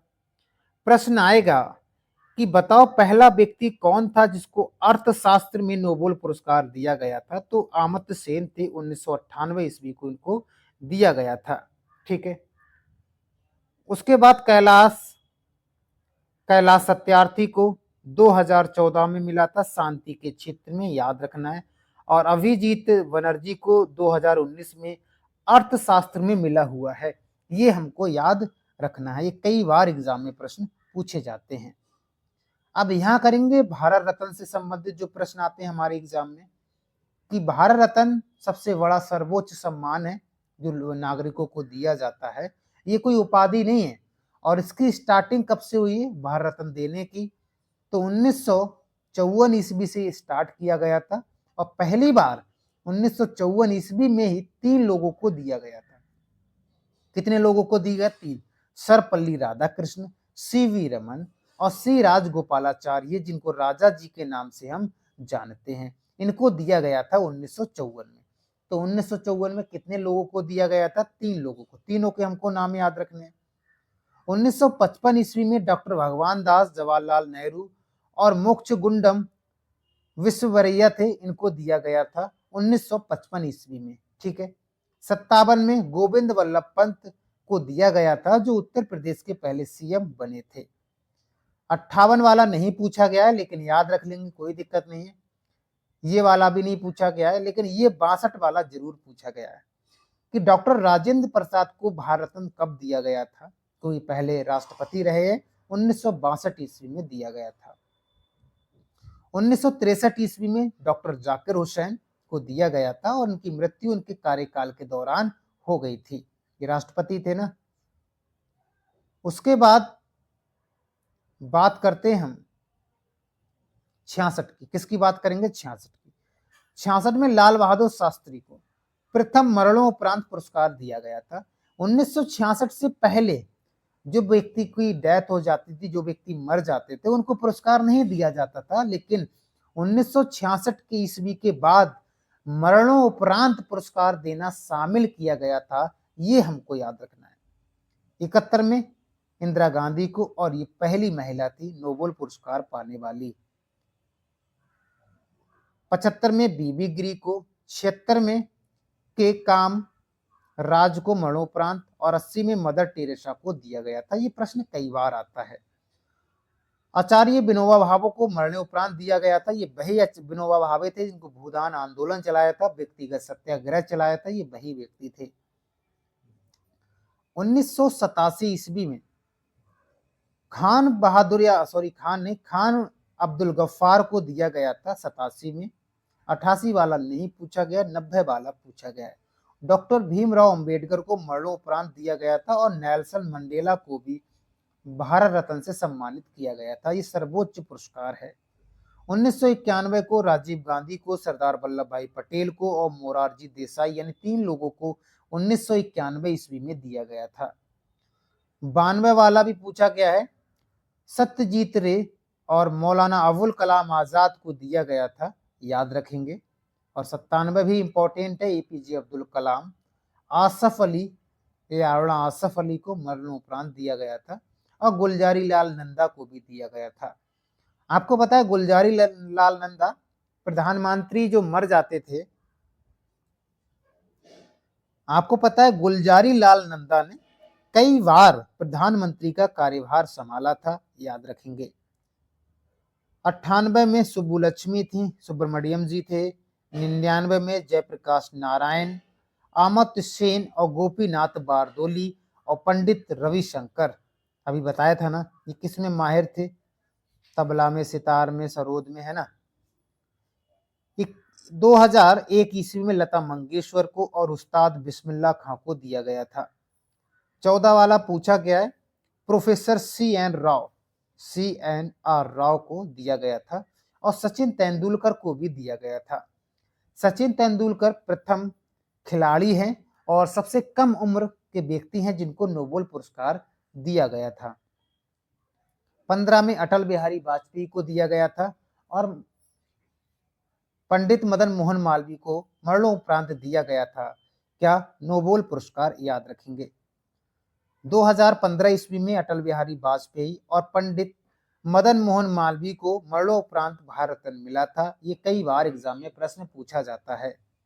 और 2019 में प्रणब मुखर्जी थे, कई बार पूछा जाता है। भूपेन हजारिका जी थे, नाना साहब देशमुख थे, इनको दिया गया था। अगर ये प्रश्न आया कि 2024 में किस किस को मिला है भैया, ये प्रश्न आएगा और जरूर आएगा, तो यहाँ पर याद रखेंगे। एक थे कर्पूरी ठाकुर, एक कौन थे कि कर्पूरी ठाकुर थे, दूसरे लाल कृष्ण आडवाणी थे और तीसरे थे PV नरसिम्हा राव, पूर्व प्रधानमंत्री भी रहे हैं। और एक पूर्व प्रधानमंत्री थे चौधरी चरण सिंह, इनको भी मिला था। और जिसने हरित क्रांति के जनक है भारतीय MS स्वामीनाथन को भी दिया गया है। यानी हम ये कह सकते हैं 5 लोगों को 2024 में दिया गया है क्या भारत रत्न। कर्पूरी ठाकुर, लाल कृष्ण आडवाणी, PV नरसिम्हा राव, चौधरी चरण सिंह और MS स्वामीनाथन। याद रखोगे। चलिए आगे बढ़ते हैं। आपको पता है सबसे बड़ा सम्मानित पुरस्कार कौन सा है? भारत रत्न है। दूसरे नंबर पर पद्म विभूषण, तीसरे नंबर पर पद्म भूषण और चौथे नंबर पर है पद्मश्री। ये क्रम कई बार पूछ लिया जाता है तो हमको याद रखना है, ठीक है। चलिए आगे बढ़ते हैं। ये यहां पर आओ, ये कई बार पूछा जाता है। वीरता के क्षेत्र में 2 चीजों में पुरस्कार दिया जाता है। एक तो आपको युद्ध हो रहा है और युद्ध के समय आपने शत्रुओं को मार भगा दिया, तो आपको इसमें दिया जाएगा। युद्ध के कारण आप शहीद हो गए तो ये वाले पुरस्कार दिए जाते हैं। तो सबसे पहला है परमवीर चक्र, ये पहले नंबर पर आता है, ये दूसरे पे आता है, ये तीसरे पे आता है बहादुरी के क्षेत्र में। ये पहले, ये दूसरे, ये तीसरे। ये जब आप शहीद हो जाते हो तो पहले नंबर पर अशोक चक्र सबसे बड़ा है, कीर्ति चक्र, फिर शौर्य चक्र। ये क्रम से है भाई, ये याद रखेंगे ना। जब युद्ध के समय आपने कोई अच्छा कार्य किया है, शत्रुओं को मार भगा दिया है, तो आपको ये मिलेगा। युद्ध के समय आप शहीद हो गए तो ये वाले दिए जाते हैं, ठीक है। चलिए आगे बढ़ते हैं। दादा साहब फाल्के पुरस्कार, ये कई बार हमारे एग्जाम में यहाँ से प्रश्न पूछा गया है। प्रश्न आता है फिल्म समारोह में सबसे बड़ा पुरस्कार है, इसमें 10 लाख रुपए दिया जाता है। एक स्वर्ण कमल पदक, एक शॉल और 10 लाख रुपए इसमें दिया जाता है। दादा साहब फाल्के पुरस्कार सबसे पहली बार किसको मिला था, ये प्रश्न आता है। तो 1969 ईस्वी में देविका रानी को दिया गया था। हिंदी के क्षेत्र में, हिंदी फिल्म थी, उसमें दिया गया था। बंगाली कौन सी फिल्म थी, तो याद रखेंगे बंगाली फिल्म दिया गया था, वरिंद्र नाथ सरकार को दिया गया था 1970 ईस्वी में। अब ये पहले दूसरे याद रख लिए। अब वर्तमान में किसको दिया गया है, 2024 की बात करेंगे तो चक्रवर्ती मिथुन, यानी मिथुन को दिया गया है, मिथुन चक्रवर्ती को दिया गया है। और 2023 में किसको दिया गया था, तो रेखा को दिया गया था। एक पूछा था अमिताभ बच्चन को कब दिया गया था, 2018 में दिया गया था। विनोद खन्ना को 2017 में दिया गया था, याद रख लेंगे, ठीक है। तो ये कुछ नाम है, ये हमको याद रखने। आगे बढ़ते हैं भाई। उसके बाद हमारे एग्जाम में पूछा जाता है संगठन को लेकर कई सारे प्रश्न बनते हैं। चलिए उन पर बात करते हैं, कुछ इंपॉर्टेंट संगठनों की बात करते हैं। सबसे पहला है संयुक्त राष्ट्र या यूनाइटेड नेशंस। पूछा जाता है इसकी स्थापना कब हुई है, तो 24 अक्टूबर 1945 को हुई है और इसमें उस समय 51 देश शामिल थे। नामकरण किसने किया है, तो फ्रैंकलिन डी रूटवेल्ट ने किया है। उस समय ये प्रधानमंत्री थे अमेरिका के। वर्तमान में कितने इसमें सदस्य हैं, तो 193 सदस्य का मतलब है 193 देश इसमें शामिल हैं। 193वां देश कौन सा था, तो हमें याद रखेंगे दक्षिणी सूडान था, हमको ये याद रखना है। मुख्यालय कहां पर है, तो आपको बताया न्यूयॉर्क में इसका मुख्यालय है। और अधिकारित भाषाएं कौन कौन सी हैं, तो अंग्रेजी, फ्रेंच, रशियन, स्पेनिश, अरबी और चीनी इसकी भाषा है। इसके प्रमुख अंग कौन कौन से हैं? अगर हम बात करें तो एक है महासभा, एक सुरक्षा परिषद, एक आर्थिक सामाजिक परिषद, ये इसके प्रमुख अंग हैं। और भी अंग हैं इसके, जैसे पूछा जाएगा न्याय परिषद, अंतर्राष्ट्रीय न्यायालय और सचिवालय, ये भी प्रमुख अंग है। लेकिन अगर ये भी पूछा जाए कि बताओ कि सुरक्षा परिषद में स्थायी सदस्य कौन कौन से हैं, जो स्थायी, इसको खत्म नहीं किया जा सकता, तो अमेरिका है, यूनाइटेड किंगडम है, फ्रांस है, रूस है और चाइना है। ये मुख्य रूप से है स्थायी सदस्य हैं। किसके? ये वाला, ये सुरक्षा परिषद लिखा है ना, ये वाला, इसकी बात कर रहा हूं मैं यहाँ पर भाई। और यहां से हमारे एग्जाम में और प्रश्न आते हैं क्या? बात करते हैं, हमारे एग्जाम में प्रश्न आते हैं कि बताओ अंतरराष्ट्रीय जो न्यायालय है हेग में मुख्यालय है, तो वहां पर कौन कौन से भारत का न्यायाधीश चुना गया है? तो पहले कौन थे? बेनेगल राव थे, 1992-93 में बने थे अंतरराष्ट्रीय न्यायालय के न्यायाधीश। फिर नागेंद्र सिंह थे, रघुनंदन स्वरूप पाठक थे और दलवीर भंडारी थे। ये हमको याद रखना है, 2012 में ये उस समय थे। तो ये याद रखेंगे, प्रश्न हमारे एग्जाम में पूछे गए हैं। उसके बाद हम आगे बढ़ते हैं। संयुक्त राष्ट्र के विशिष्ट अभिकरण एवं संगठित या संबंधित संगठन की बात करेंगे। इनकी स्थापना देखेंगे, मुख्यालय देखेंगे और कहां पर है। ये कई बार हमारे एग्जाम में यहाँ से प्रश्न देखे गए हैं, ठीक है, कई बार देखे गए, एक बार नहीं, कई बार देखे गए। तो चलो देखते हैं भाई। बात करेंगे संयुक्त राष्ट्र खाद्य एवं कृषि संगठन का मुख्यालय इटली की राजधानी रोम में है। इसकी स्थापना 16 अक्टूबर 1945 ईस्वी को हुआ था। ये 3 फैक्ट हमको हर चीज में याद रखेंगे, यहां भी वही 3 ही याद रखेंगे। जैसे अंतरराष्ट्रीय परमाणु ऊर्जा एजेंसी मुख्यालय वियना में है और स्थापना हुआ था 57 में। अंतरराष्ट्रीय अपराध न्यायालय, जिसे अंतरराष्ट्रीय न्यायालय भी कहते हैं, इसकी मुख्यालय कहाँ है? हेग में है और इसकी स्थापना 2002 ईस्वी को हुआ था, याद रखेंगे। अंतरराष्ट्रीय कृषि विकास कोष की राजधानी कह रहा हूं मैं यहाँ पर, इटली की राजधानी रोम है और रोम में इसका मुख्यालय है। इसकी स्थापना 1977 ईस्वी में हुआ था। उसके बाद है अंतरराष्ट्रीय श्रम संगठन का मुख्यालय जिनेवा में है और स्थापना 1919 में हुई थी। नेक्स्ट बढ़ते हैं। पूछा जाएगा अंतरराष्ट्रीय मुद्रा कोष IMF का मुख्यालय वाशिंगटन DC अमेरिका की राजधानी है और इसकी स्थापना 1944 ईस्वी को हुई थी। विश्व बैंक का मुख्यालय वाशिंगटन DC में अमेरिका की राजधानी है और इसकी भी स्थापना 1944 ईस्वी में हुई थी, हमको याद रखना है। विश्व स्वास्थ्य संगठन जिनेवा में इसका मुख्यालय है और इसकी स्थापना 7 अप्रैल 1948 ईस्वी में हुई है। यूनेस्को का मुख्यालय पेरिस में है और फ्रांस की राजधानी पेरिस है और इसका स्थापना 16 नवंबर 1945 को हुई है। विश्व बौद्धिक संपदा जिनेवा में इसका मुख्यालय है और स्थापना हुआ है 67 में, याद रखेंगे। विश्व मौसम संगठन जिनेवा में इसका मुख्यालय है और स्थापना हुआ है 23 मार्च 1950 ईस्वी में, हमको याद रखना है। नेक्स्ट बढ़ते हैं। संयुक्त राष्ट्र औद्योगिक विकास संगठन का मुख्यालय वियना में है और स्थापना हुआ है 66 ईस्वी में 17 नवंबर। ये नहीं पूछा जाता है, ये लिख ले। व्यापक परमाणु परीक्षण प्रतिबंध संधि संगठन का मुख्यालय वियना में है और स्थापना हुआ है 1996 ईस्वी में। अंतरराष्ट्रीय समुद्री संगठन का मुख्यालय कहाँ है? तो आप कहेंगे लंदन में है और उसकी स्थापना हुआ है 1948 ईस्वी में। विश्व डाक संघ मुख्यालय है वर्न स्विट्जरलैंड में और स्थापना 1874 ईस्वी में हुई है, हमको याद रखना है। अंतरराष्ट्रीय नागरिक उड्डयन संगठन मार्टिंगल कनाडा में इसका मुख्यालय है और स्थापना हुआ है 1947 ईस्वी में, हमको याद रखना है, ठीक है। कुछ अन्य मुख्यालयों के नाम देख लेते हैं हम यहाँ पर। जैसे संयुक्त राष्ट्र मानवाधिकार परिषद का गठन कब हुआ है? तो 15 मार्च 2006 ईस्वी में हुआ है। इसका मुख्यालय जेनेवा में स्विट्जरलैंड में है। 47 देश इसमें शामिल हैं। और याद रखेंगे इनके सदस्यों का चुनाव ये 3 साल के लिए किया जाता है। इनका सदस्यता हेतु सीटों का वितरण, एशिया प्रांत देश के 13 सीटें होंगी, अफ्रीका से देश से 13 सीटें होंगी। ये लिखा हुआ है, ये डाटा नहीं पूछा गया हमारे एग्जाम में, हमको याद रखना है, ठीक है। नेक्स्ट बढ़ते हैं। विश्व व्यापार संगठन हम भी देखा था, स्थापना 1995 इसमें हुआ है। इसमें कुल देशों की संख्या है इतना, और इसका मुख्यालय है जिनेवा में। और इसका कार्य क्या रहता है?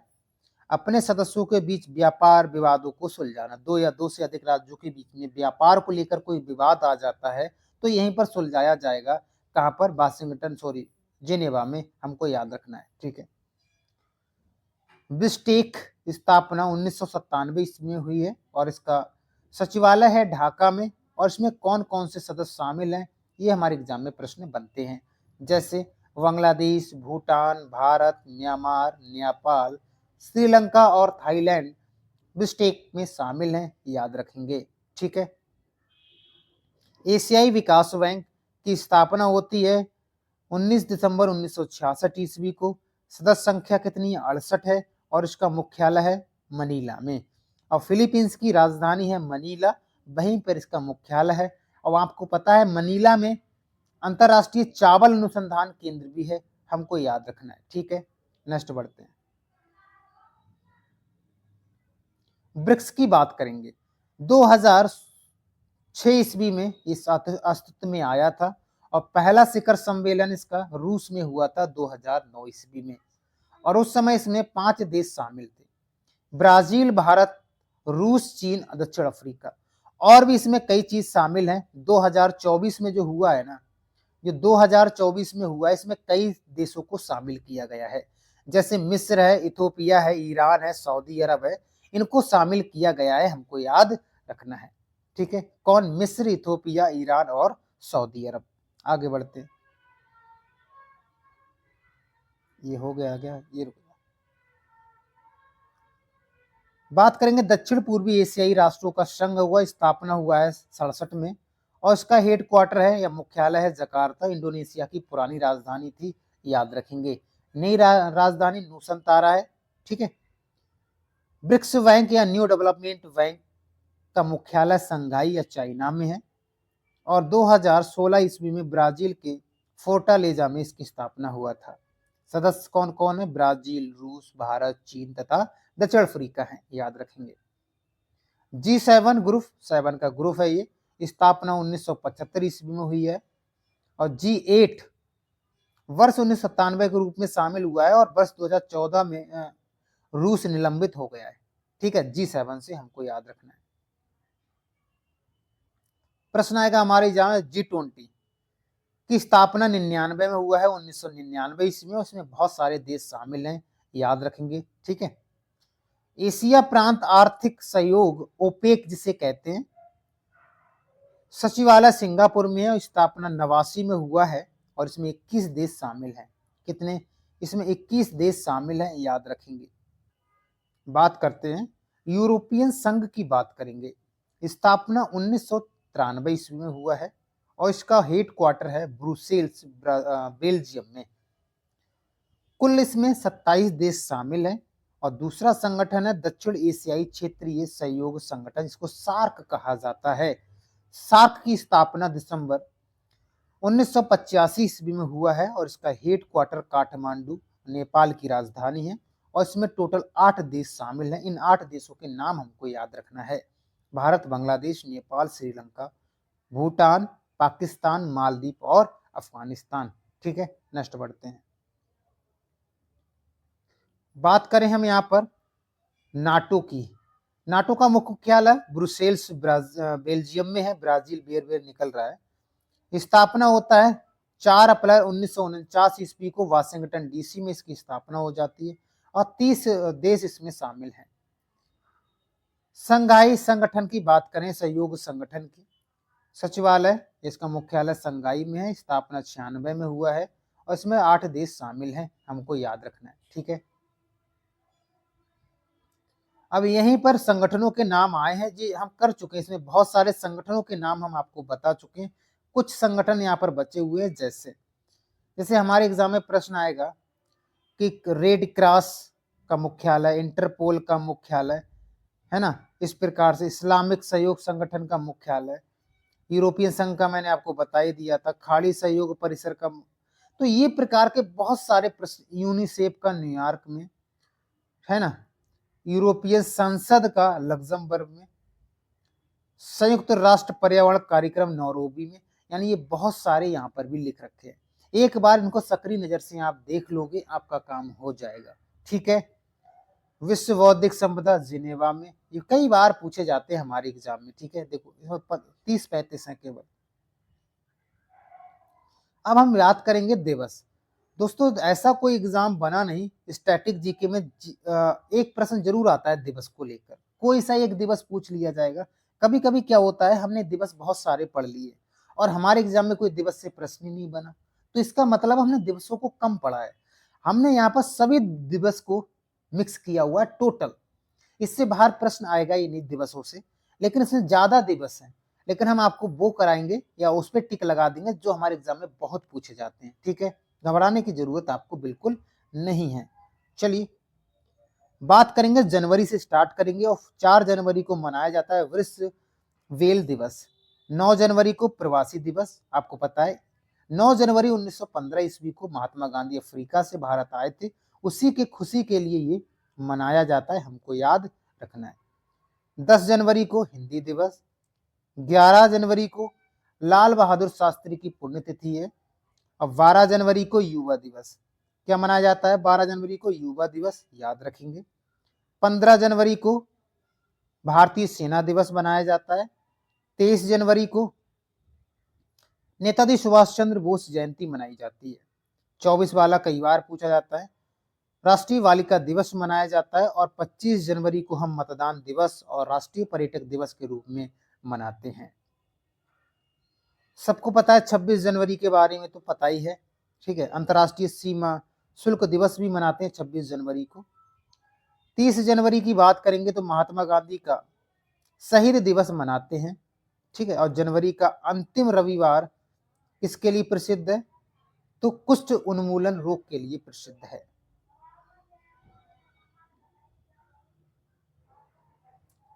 एक फरवरी की बात करूंगा, भारतीय तटरक्षक दिवस मनाया जाता है। और 2 फरवरी की हम बात करें, यहाँ पर विश्व आर्द्र भूमि दिवस मनाया जाता है। ये 2 फरवरी वाला कई बार पूछा गया है। 4 फरवरी की बात करेंगे, विश्व कैंसर दिवस मनाया जाता है। और यहाँ पर 13 फरवरी की बात करेंगे तो रेडियो दिवस, महिला दिवस और मनाया जाता है। उसके बाद सबसे ज्यादा इंपॉर्टेंट है 28 फरवरी को। क्या? 28 फरवरी को राष्ट्रीय विज्ञान दिवस मनाया जाता है, हमको याद रखना है। उसके बाद नेक्स्ट बढ़ते हैं, मार्च में देखते हैं। 3 मार्च को विश्व वन्य जीव दिवस मनाया जाता है और 8 मार्च को अंतर्राष्ट्रीय महिला दिवस मनाया जाता है। ठीक है, और 15 मार्च को विश्व उपभोक्ता अधिकार दिवस मनाया जाता है। 21 मार्च को विश्व वानिकी दिवस मनाया जाता है, हमको याद रखना है। 22 मार्च को याद रखेंगे बिहार दिवस, और ये कई बार पूछा था, विश्व जल दिवस भी मनाया जाता है। और 23 मार्च को विश्व मौसम दिवस और भगत सिंह दिवस, यानी भगत सिंह के साथ 2 लोग और थे, उनको भी फांसी दिया गया था। 23 मार्च बहुत इंपॉर्टेंट है हमारे लिए। 24 मार्च को विश्व क्षय रोग दिवस, इसे टीबी रोग कहते हैं, याद रखेंगे। अगर हम अप्रैल की यहाँ पर बात करेंगे तो अप्रैल में 7 अप्रैल बहुत इंपॉर्टेंट है हमारे लिए, बहुत इंपॉर्टेंट है। और एक विश्व हीमोफोलिया, यानी 17 अप्रैल बहुत इंपॉर्टेंट है। और 22 अप्रैल कई बार हमारे एग्जाम में पूछा जाता है। ठीक है, 21 अप्रैल को राष्ट्रीय सिविल सेवा दिवस के रूप में भी मनाते हैं। और अंत में लिखा है 24 अप्रैल को हम राष्ट्रीय पंचायत दिवस के रूप में मनाते हैं। मलेरिया दिवस 25 अप्रैल को, 26 को विश्व बौद्धिक संपदा दिवस, याद रखेंगे। 1 मई इंपॉर्टेंट है, अंतर्राष्ट्रीय श्रमिक दिवस, मजदूर दिवस भी कहते हैं, मनाया जाता है। और विश्व प्रेस दिवस 3 मई को मनाया जाता है। अंतर्राष्ट्रीय नर्स दिवस कब मनाया जाता है? 12 मई को मनाया जाता है, हमको याद रखना है। और 8 मई को विश्व रेड क्रॉस दिवस के रूप में मनाते हैं। ठीक है, चलिए, उसके बाद और इंपॉर्टेंट क्या है यहाँ पर, 22 मई बहुत इंपॉर्टेंट है, अंतर्राष्ट्रीय जैव विविधता दिवस मनाया जाता है। 31 मई को तंबाकू निषेध दिवस के रूप में हम मनाते हैं, याद रखेंगे। अगर हम जून की बात करें तो जून में 5 जून बहुत इंपॉर्टेंट है हमारे लिए, 5 जून को, और 14 जून भी बहुत इंपॉर्टेंट है, विश्व रक्त दिवस भी मनाया जाता है। 20 जून, 14 हो गया, 20 जून को विश्व शरणार्थी दिवस मनाया जाता है, और 21 जून को अंतर्राष्ट्रीय योग दिवस के रूप में हम मनाते हैं, याद रखेंगे। नेक्स्ट बढ़ते हैं, जुलाई की अगर हम बात करें भाई, जुलाई में 11 जुलाई को विश्व जनसंख्या दिवस, ठीक है, ये विश्व जनसंख्या दिवस है, याद रखेंगे। और यहाँ पर कोई खास इंपॉर्टेंट नहीं है, 26 जुलाई याद रख लो, कारगिल विजय दिवस के रूप में हम मनाते हैं, ठीक है। नेक्स्ट बढ़ते हैं, अगस्त की अगर हम यहाँ पर बात करें तो 6-7 अगस्त को राष्ट्रीय हथकरघा दिवस के रूप में मनाते हैं, और 12 अगस्त कई बार पूछा जाता है अंतरराष्ट्रीय दिवस मनाते हैं, अंतरराष्ट्रीय युवा दिवस। और राष्ट्रीय युवा दिवस जनवरी में मनाया जाता है, मैंने आपको भी बताया था, ठीक है। 15 अगस्त को भारत का स्वतंत्रता दिवस मनाते हैं, तो आपको पता ही है भाई। 23 अगस्त को राष्ट्रीय अंतरिक्ष दिवस के रूप में मनाते हैं, याद रखेंगे।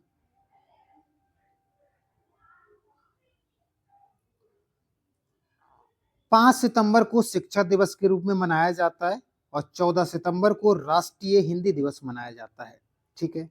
16 सितंबर कई बार पूछा जाता है, विश्व ओजोन दिवस मनाया जाता है, याद रखेंगे। और कुछ खास नहीं इसमें। अक्टूबर में अगर हम बात करें भाई, किसकी, अक्टूबर की हम बात करें, 2 अक्टूबर को सबको पता है। उसके बाद में ये पूछा गया, भारतीय वायुसेना दिवस कब मनाया जाता है, राष्ट्रीय डाक दिवस कब मनाया जाता है, ठीक है, विश्व खाद्य दिवस कब मनाया जाता है, बस खाद्य दिवस। बात करें अब नवंबर की, नवंबर कौन से इंपॉर्टेंट है नवंबर में, तो सबसे पहला है 14 नवंबर, बाल दिवस जिसे हम मनाते हैं, और कई बार पूछा जाता है हमारे एग्जाम में, ठीक है, कई बार पूछा जाता है। उसके बाद में कोई खास नहीं है। 26 नवंबर याद रखेंगे, संविधान दिवस। आपको पता है 26 नवंबर 1949 को संविधान को अपनाया गया था या अंगीकृत किया गया था। यही बात करें दिसंबर की, तो 1 दिसंबर बहुत इंपॉर्टेंट है, एड्स दिवस के रूप में हम मनाते हैं 1 दिसंबर को। उसके बाद में 3 दिसंबर विकलांग लोगों का अंतर्राष्ट्रीय दिवस है, याद रखेंगे। 10 कई बार पूछा गया, मानवाधिकार दिवस कई बार पूछा जाता है। अंतर्राष्ट्रीय प्रवासी दिवस 18 दिसंबर को मनाया जाता है। 25 दिसंबर बहुत पूछा था, सुशासन दिवस के रूप में हम मनाते हैं, याद रखेंगे, ठीक है। उसके बाद ये प्रमुख सप्ताह पखवाड़ा है, ये नहीं पूछा जाता है हमारे एग्जाम में, लेकिन हमारे एग्जाम में जो पूछा जाता है ये बहुत इंपॉर्टेंट है। क्या, प्रमुख भारतीय शोध संस्थान या संगठन, यहाँ से हमारे एग्जाम में बहुत प्रश्न बनते हैं, और कहीं ना कहीं हमारे एग्जाम में गलत हो जाते हैं, लेकिन इसको देखने के बाद आपके एग्जाम में कोई प्रश्न गलत नहीं होगा, क्योंकि इसमें सब कुछ मिक्स कराया हुआ है, ठीक है। तो चलते मुख्यालय, यहाँ से प्रश्न कैसे आएंगे, जैसे आपसे पूछा जाएगा केंद्रीय चावल अनुसंधान केंद्र कहाँ है, तो आप कहेंगे सर कटक में। कहाँ पर है, तो आप कहेंगे सर कटक में। आपसे पूछा जाएगा कि केंद्रीय आलू अनुसंधान संस्थान कहाँ है, तो शिमला में। ऐसे ही प्रश्न बनते हैं, आओ एक एक करके देख लेते हैं, ठीक है। चलिए, राष्ट्रीय चीनी अनुसंधान केंद्र कानपुर में है। भारतीय कृषि अनुसंधान केंद्र कहाँ पर है, तो याद रखेंगे ये दिल्ली में है। 5वें नंबर पर है केंद्रीय तंबाकू अनुसंधान केंद्र राजमुंद्री। राजमुंद्री आंध्र प्रदेश में पड़ता है, कानपुर उत्तर प्रदेश में, शिमला हिमाचल प्रदेश में, कटक उड़ीसा में, ठीक है। 6ठे नंबर पर है केंद्रीय गन्ना अनुसंधान केंद्र, या केंद्रीय गन्ना प्रजनन केंद्र भी हम कह सकते हैं, जो कोयम्बटूर में है, कोयम्बटूर तमिलनाडु में पड़ता है। राष्ट्रीय डेयरी अनुसंधान संस्थान हरियाणा करनाल में ये पड़ता है, कई बार प्रश्न आता है। केंद्रीय चमड़ा अनुसंधान संस्थान चेन्नई में है, तमिलनाडु में पड़ता है। केंद्रीय नमक और समुद्री रसायन अनुसंधान संस्थान भावनगर। केंद्रीय औषधि अनुसंधान संस्थान लखनऊ में। केंद्रीय वैज्ञानिक उपकरण संगठन चंडीगढ़ में। भारतीय पुरातत्व सर्वेक्षण नई दिल्ली में, याद रखेंगे। आगे बढ़ते हैं भाई, थोड़ा जूम कम करते हैं यार, है ना, थोड़ा जूम ज़्यादा हो गया भाई। ठीक है, अब ठीक है। तो हम कहाँ से चंडीगढ़ देख चुके हैं। केंद्रीय नारियल अनुसंधान संस्थान कासरगोड केरल में। सबसे ज्यादा भारत में देखा जाए नारियल केरल में ही मिलता है। राष्ट्रीय वनस्पति अनुसंधान संस्थान लखनऊ में है। राष्ट्रीय भूभौतिकी संस्थान हैदराबाद में है। वस्त्र अनुसंधान संस्थान अहमदाबाद में है, याद रखेंगे। केंद्रीय खनन एवं ईंधन अनुसंधान संस्थान धनबाद में, सबको पता है। भारतीय लाख अनुसंधान संस्थान रांची में, कई बार पूछा जाता है। केंद्रीय सड़क अनुसंधान नई दिल्ली में। ठीक है, जूट वाला वेस्ट बंगाल में है।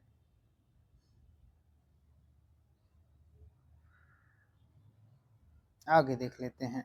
ठीक है, भारतीय पेट्रोलियम संस्थान देहरादून में है। Indian institute of chemical biology Kolkata में है। राष्ट्रीय पर्यावरण इंजीनियरिंग अनुसंधान संस्थान नागपुर में है। केंद्रीय खाद्य प्रौद्योगिकी अनुसंधान मैसूर में है। Uranium corporation of Indian Jaduguda में है। केंद्रीय यांत्रिक अभियांत्रिक या केंद्रीय यांत्रिक अभियांत्रिकी केंद्रीय यांत्रिक अभियांत्रिकी अनुसंधान दुर्गापुर में है।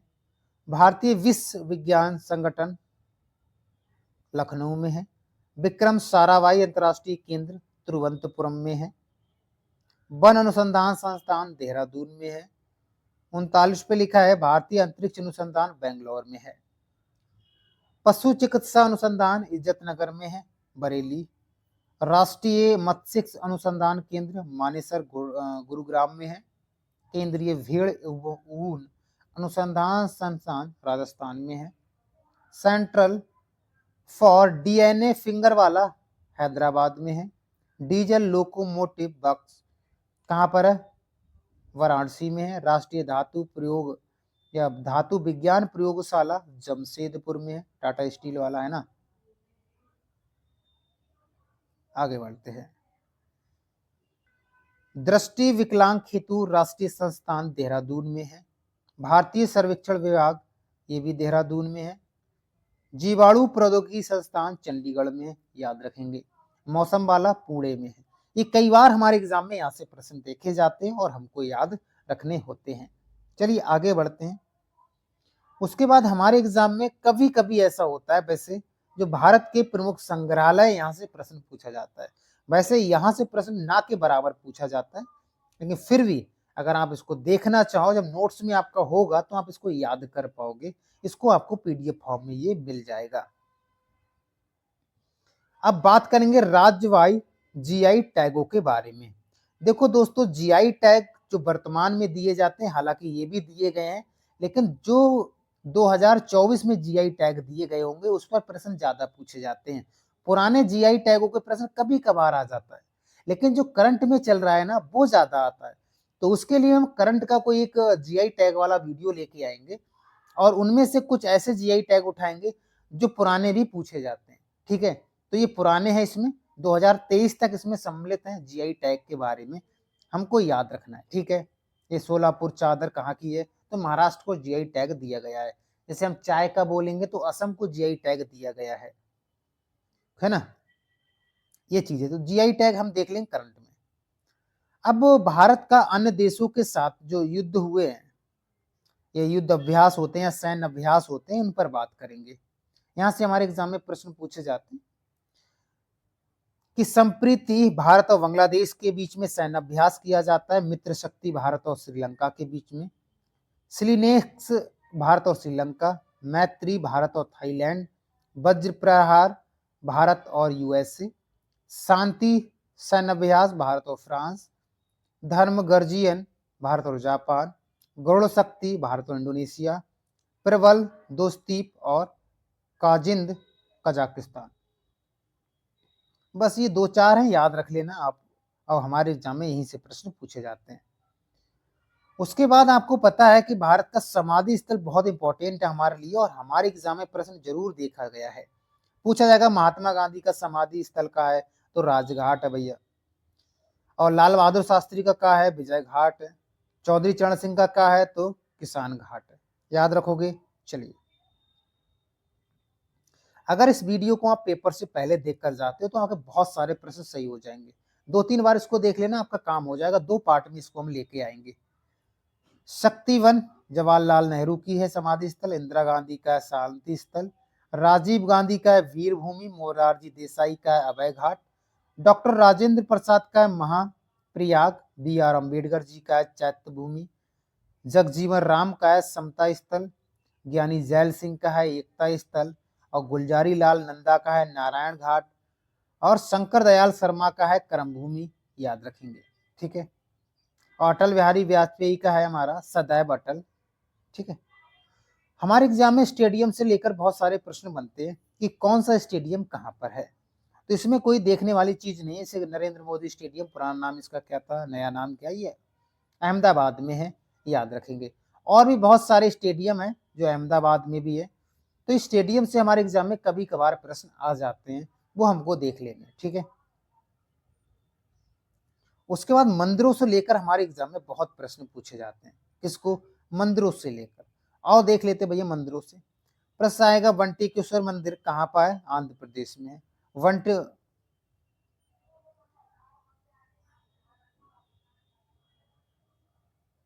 वेंकटेश्वर मंदिर कहाँ पर है? तो आप कहेंगे आंध्र प्रदेश में है। किसने बनवाया था? ये कम पूछा जाता है, लेकिन किस राज्य में ये ज्यादा पूछा जाता है भैया। सूर्य नारायण मंदिर आंध्र प्रदेश में है। वीरभद्र मंदिर अनंतपुर आंध्र प्रदेश में है। कामाख्या मंदिर गुवाहाटी में है। नवग्रह मंदिर कहां पर है? ये भी गुवाहाटी में, असम में है, ठीक है। मुडेरा मंदिर सूर्य मंदिर गुजरात में है। ज्वाला देवी मंदिर हिमाचल प्रदेश के कांगड़ा जिले में है, कई बार पूछा जाता है। विरूपाक्ष मंदिर कर्नाटक में है। होयलेश्वर मंदिर कर्नाटक में है। सबरीवाला मंदिर केरल में, कई बार विवाद में रहा है सबरीवाला मंदिर, भगवान अयप्पा जी का मंदिर है ये। कंदरिया मंदिर या खजुराहो का कंदरिया मंदिर कहाँ का है? तो मध्य प्रदेश का, हमको याद रखना है, ठीक है। सास बहू मंदिर पूछा गया, ग्वालियर मध्य प्रदेश में, याद रखेंगे। विठोबा मंदिर महाराष्ट्र में। त्र्यंबकेश्वर मंदिर ये भी महाराष्ट्र में। कोणार्क मंदिर उड़ीसा में है। लिंगराज मंदिर ये भी उड़ीसा में, ठीक है। चलिए आगे बढ़ते हैं।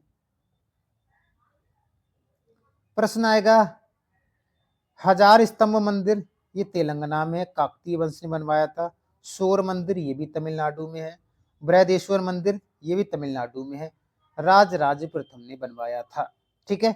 चलिए, भारत के 12 ज्योतिर्लिंग, पहला काशी विश्वनाथ, दूसरा केदारनाथ, तीसरा वैद्यनाथ, चौथा है धृष्यनाथ, पांचवा है त्र्यंबकेश्वर, छठा है भीमाशंकर, सातवां है रामेश्वरम, आठवां है कलेश्वर, ओमेश्वर, मल्लिकार्जुन, सोमनाथ और नागेश्वर। ये बात 12 ज्योतिर्लिंग है, जो पूछा जाए कभी तो हम बता सकते हैं। उसके बाद में हमारे एग्जाम में, जैसे हमारे भारत में सीबीआई होती है, आईबी होती है, रॉ होती है, ऐसे गुप्तचर संस्थान पूरी दुनिया में अलग अलग देश के अलग अलग नाम से जाने जाते हैं। तो हालांकि गुप्तचर जो एजेंसियां हैं भारत की या और भी किसी देश की जो पूछी जाती हैं, वो इसमें समाहित है, लेकिन यहाँ से प्रश्न आने की संभावना ना के बराबर रहती है। तो ये आप खुद देख लेंगे, इसमें आप नहीं बता रहे। प्रश्न आएगा कि भारत में प्रथम, मैंने इसके लिए एक वीडियो भी बनाया था, भारत में प्रथम पुरुष कौन से हैं, भारत में प्रथम महिलाएं कौन सी हैं। अगर आपने उसको देख लिया है तो कोई दिक्कत नहीं है। हालांकि इसको मैं एक बार आपको बता देता हूँ, बहुत इंपॉर्टेंट है ये हमारे लिए। थोड़ा जूम कर लेते हैं इसको, फिर देखेंगे, ठीक है। चलिए देख लेते हैं इसके बारे में। प्रथम है भैया, ये प्रथम प्रथम काम किसने क्या किया है? भारत का प्रथम विमान वाहक पोत कौन सा है? INS विक्रांत है। भारत का प्रथम प्रक्षेपात्र पृथ्वी है। भारत का प्रथम उपग्रह कौन सा था? आर्यभट्ट 1975 ईस्वी में। भारत का पहला परमाणु ऊर्जा कौन सा था? तो तारापुर महाराष्ट्र में खोला गया था पहला स्टेशन। भारत की प्रथम पनडुब्बी कौन सी है? तो INS कलवरी है। भारत की प्रथम परमाणु पनडुब्बी कौन सी है? तो INS चक्र है, याद रखेंगे।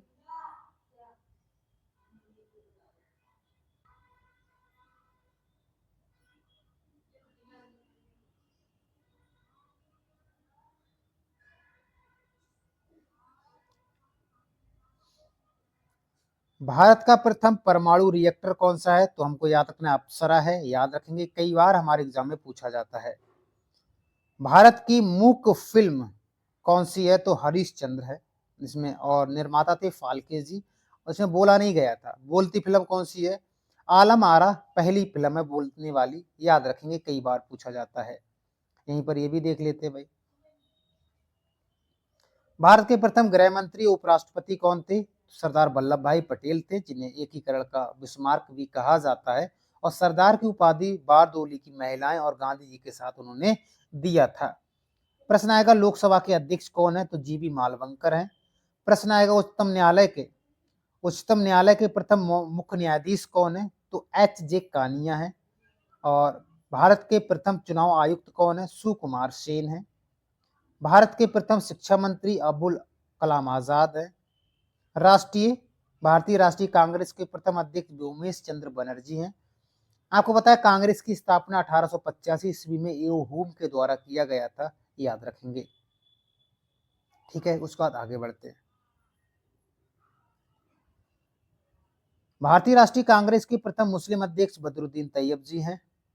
ब्रिटिश संसद का सदस्य नियुक्त प्रथम भारतीय दादा भाई नौरोजी हैं। अंतरिक्ष में जाने वाला प्रथम भारतीय राकेश शर्मा जी हैं, 1984 ईस्वी में चले थे, याद रखेंगे। मुगल दरबार में आने वाला प्रथम अंग्रेज विलियम हॉकिंग 1608 ईस्वी में। नोबेल पुरस्कार से सम्मानित प्रथम भारतीय रविंद्रनाथ टैगोर, ये मैंने आपको बताया था।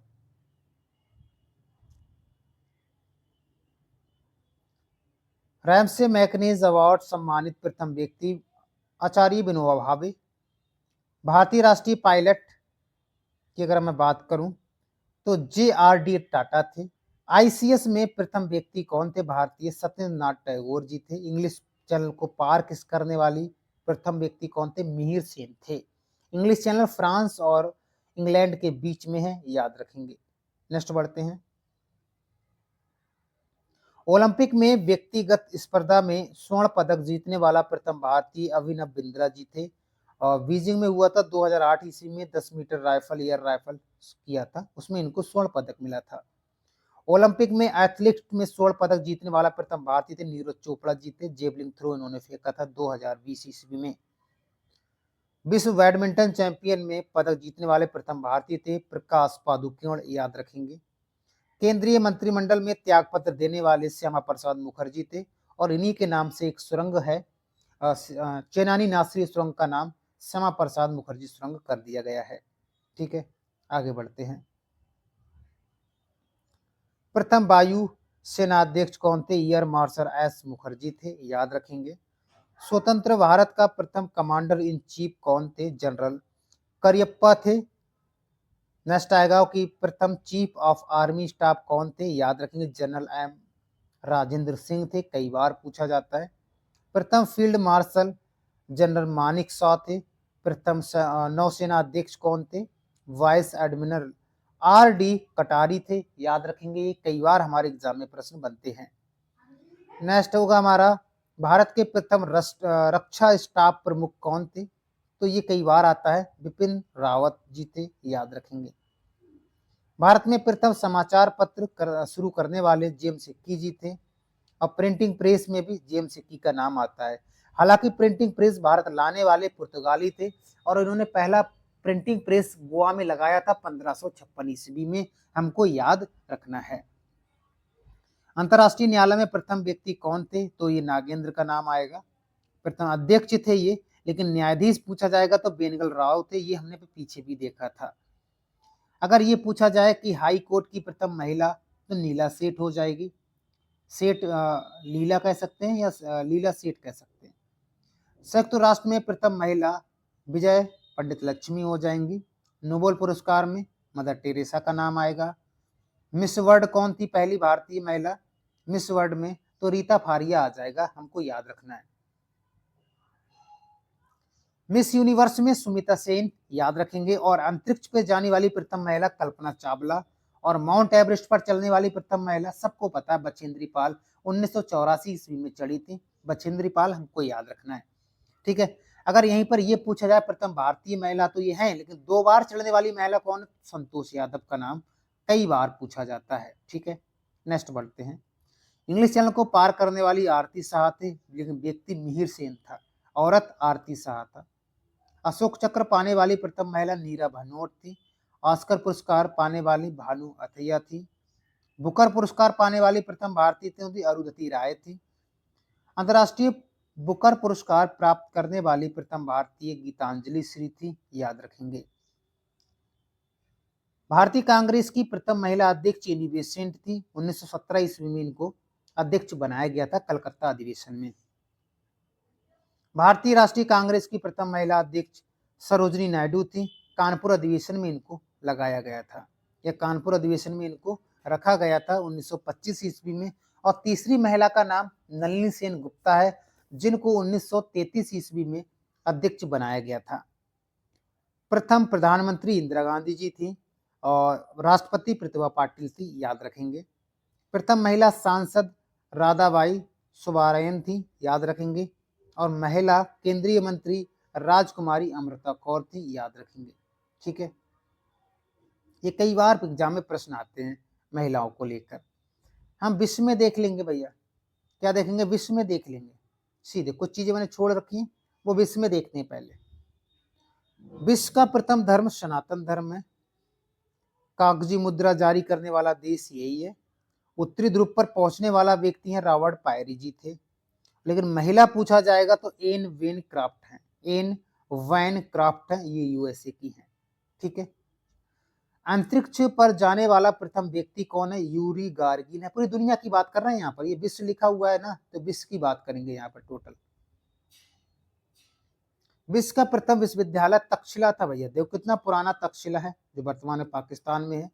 अंतरिक्ष पर जाने वाला प्रथम अंतरिक्ष शटल कौन था? तो कोलंबिया था। अंतरिक्ष पर जाने वाली प्रथम महिला कौन थी? वेलेंटिना सेरेस्कोवा थी, रूस की, हमको याद रखना है। ठीक है, नेक्स्ट बढ़ते हैं। ये तो हाँ देख चुके हैं, हाँ ये नहीं। माउंट एवरेस्ट पर चढ़ने वाली प्रथम भारतीय महिला तो हम देख चुके हैं, लेकिन विश्व में देखा जाए तो कौन थी भैया? विश्व में महिला थी जुंको तोबई। कौन थी? तो याद रखेंगे जुंको तोबई या तेबई थी, जापान की रहने वाली थी। और ये बात है 1975 ईस्वी की। माउंट एवरेस्ट पर चढ़ने वाले पहले व्यक्ति कौन थे? सबसे पहली बार 1953 ईस्वी में तेंजिंग शेरपा, ये नेपाल के रहने वाले थे। और एडमंड हिलेरी, ये न्यूजीलैंड के रहने वाले थे, इन्होंने चढ़ाई किया था, याद रखेंगे। ठीक है, और भी बहुत सारे प्रश्न यहाँ से आपको देख लेना है। उसके बाद हमारे एग्जाम में प्रश्न आता है, भारत में सबसे बड़ा, लंबा और ऊंचा, यहां से हमारे एग्जाम में प्रश्न आता है, याद रखेंगे। इसमें सबसे बड़ा राज्य कौन सा है, छोटा राज्य कौन सा है, लंबा पुल, बड़ा पुल, ये यहाँ पर देखेंगे। विश्व में देख लेंगे, यहाँ पर ये पीडीएफ आपको दे देंगे, इसको आप सिर्फ देख लेना एक नजर। और अंततः में हम देखेंगे यहाँ पर कि भारत का सामान्य भौगोलिक परिचय।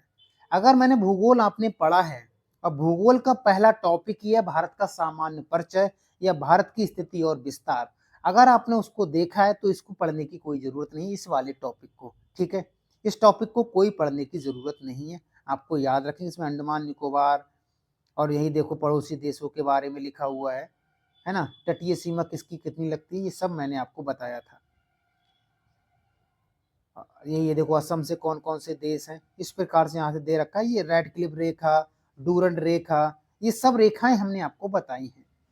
ठीक है, ये सब हमने बता दिया है वहां पर। इसको अगर आपने वो टॉपिक पढ़ा है तो इसको पढ़ने की कोई जरूरत नहीं है। दर्रे अगर आपने पढ़े हैं, अगर आपने दर्रे पढ़े हैं मुझसे या और कहीं से ही पढ़े, तो इसको भी पढ़ने की कोई जरूरत नहीं है। नदियों के किनारे शहर, ये बहुत एग्जाम प्रश्न आते हैं, इनको देख लेते हैं एक बार। हालांकि नदियों में मैंने इसको करा भी दिया है, लेकिन एक बार हम यहाँ भी कर लेते हैं। गंगा नदी में हरिद्वार, फतेहपुर, कानपुर, प्रयागराज, वाराणसी, भागलपुर स्थित है। ये शहर किस नदी किनारे हैं? तो हम याद रखेंगे गंगा नदी के किनारे है। लेकिन प्रयागराज की अगर हम यहाँ पर बात करें तो प्रयागराज गंगा और यमुना नदी के संगम पर है, याद रखेंगे। और गंगा नदी पर एकमात्र राजधानी इसके किनारे है, जिसका नाम है पटना, जो बिहार की राजधानी है, हमको याद रखना है। नेक्स्ट है यमुना नदी। यमुना नदी के किनारे कौन कौन शहर हैं? तो नई दिल्ली है, आगरा है, मथुरा है, इटावा है, हम इनको याद रखेंगे। कृष्णा नदी की बात करेंगे तो विजयवाड़ा, और मूसी नदी की बात करेंगे तो हैदराबाद इसमें शामिल है, याद रखेंगे। गोदावरी जिसे दक्षिण भारत की गंगा कहा जाता है, या दक्षिण की गंगा या बृहद गंगा या बूढ़ी गंगा कहा जाता है, और प्रायद्वीपीय भारत की सबसे लंबी नदी है, जो इसके किनारे नासिक जो महाराष्ट्र का एक प्रसिद्ध शहर है, और यहीं से गोदावरी नदी निकलती है, और राजमुंद्री और नांदेड़, याद रखेंगे। रामगंगा की बात करेंगे तो इसके किनारे बरेली और मुरादाबाद जैसे शहर बसे हुए हैं, याद रखेंगे। राप्ती नदी की बात करेंगे, एक राप्ती नदी है और एक ताप्ती नदी है, दोनों में अंतर है। ताप्ती नदी मध्य प्रदेश से निकलती है, लेकिन राप्ती नदी घाघरा की सहायक नदी है। तो राप्ती नदी किनारे गोरखपुर शहर बसा हुआ है, हमको याद रखना है, ठीक है। सरयू नदी के किनारे अयोध्या शहर बसा हुआ है, गोमती नदी किनारे लखनऊ, और जौनपुर भी इसी किनारे सुल्तानपुर, याद रखेंगे। और ये गोमती नदी पीलीभीत से निकलती है, पीलीभीत के पास माधव टांडा गांव है, वहां से निकलती है। फुलहर झील या गोमत ताल झील से निकलती है, याद रखेंगे। झेलम नदी की बात करेंगे, झेलम नदी किनारे श्रीनगर शहर बसा हुआ है, जो जम्मू कश्मीर का राजधानी है। सतलज नदी के किनारे लुधियाना, जो कपड़ों के लिए बहुत प्रसिद्ध है, हमको याद रखेंगे, ठीक है। महानदी किनारे कटक है, स्वर्ण रेखा नदी किनारे जमशेदपुर है, ताप्ती नदी के किनारे बैतूल है, या सूरत भी कह सकते हैं। साबरमती आश्रम गांधी जी का बना हुआ था, और साबरमती नदी भी है, ये अहमदाबाद और गांधीनगर जो शहर है वो इसी के किनारे हैं, हमको याद रखना है। चंबल नदी किनारे कोटा है, राजस्थान का कोटा बहुत प्रसिद्ध है, आपको पता है। ब्रह्मपुत्र नदी किनारे गुवाहाटी और डिब्रूगढ़ है, और भी कई सारी है। क्षिप्रा नदी किनारे उज्जैन है, जहाँ पर कुंभ का मेला लगता है। और नर्मदा नदी किनारे जबलपुर शहर बसा हुआ है, हमको याद रखना है, जहाँ पर धुआंधार वाटरफॉल स्थित है। उसके बाद अगर आपने झीलों का टॉपिक पढ़ा है तो इसको पढ़ने की आपको जरूरत नहीं है, इसमें छोटी छोटी झीलें दे रखी हैं, याद रखेंगे। अगर आपने बांध पढ़े हैं मुझसे तो बांधों को देखने की जरूरत नहीं है, लेकिन एक बार मैं यहाँ पर रिवीजन आपका करा देता हूँ। चलिए, सबसे पहले बात करेंगे सरदार सरोवर बांध, नर्मदा नदी पर गुजरात में पड़ता है, ये हम आपको बता चुके हैं। भाखड़ा नागल बांध सतलज नदी पर है, वैसे तो ये सतलज नदी पर बॉर्डर पर पड़ता है पंजाब और हिमाचल प्रदेश के, ठीक है। और भाखड़ा नागल बांध भारत का सबसे ग्रेविटी डैम है, या गुरुत्वाकर्षण वाला बांध है, याद रखेंगे। एक शिव समुद्रम बांध है, ये कावेरी नदी पर है, कर्नाटक में, याद रखेंगे।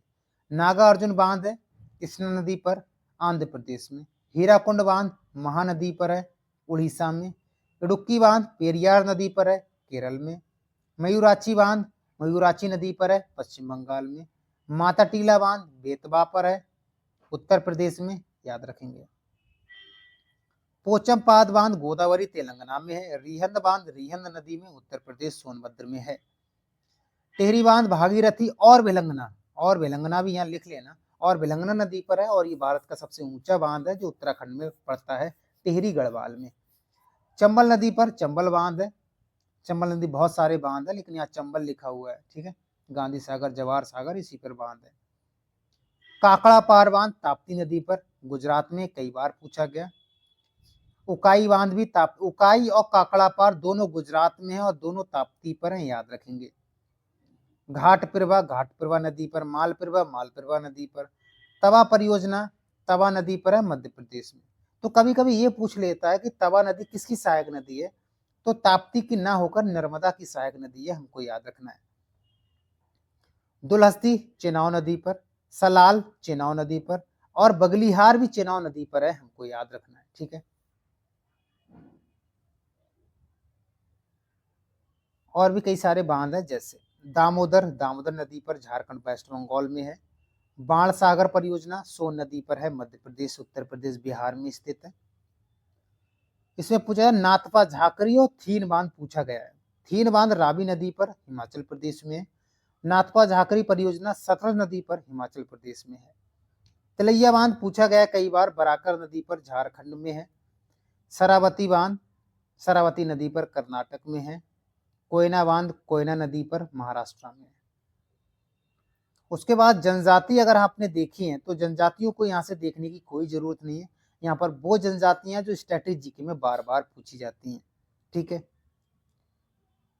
तो ये था, लेकिन थोड़ा सा पीछे हम जाते हैं, हमने आपको एक चीज यहाँ पर नहीं बताई है, वो हम आपको बता देते हैं। ये तो हमारा, अगर आपने भारत का सामान्य परिचय ये पढ़ा है तो कोई दिक्कत नहीं है। बाकी एक टॉपिक था, हम आपको बता देते हैं, ये वाला, ये हमने कहा था आपको भी बताएंगे।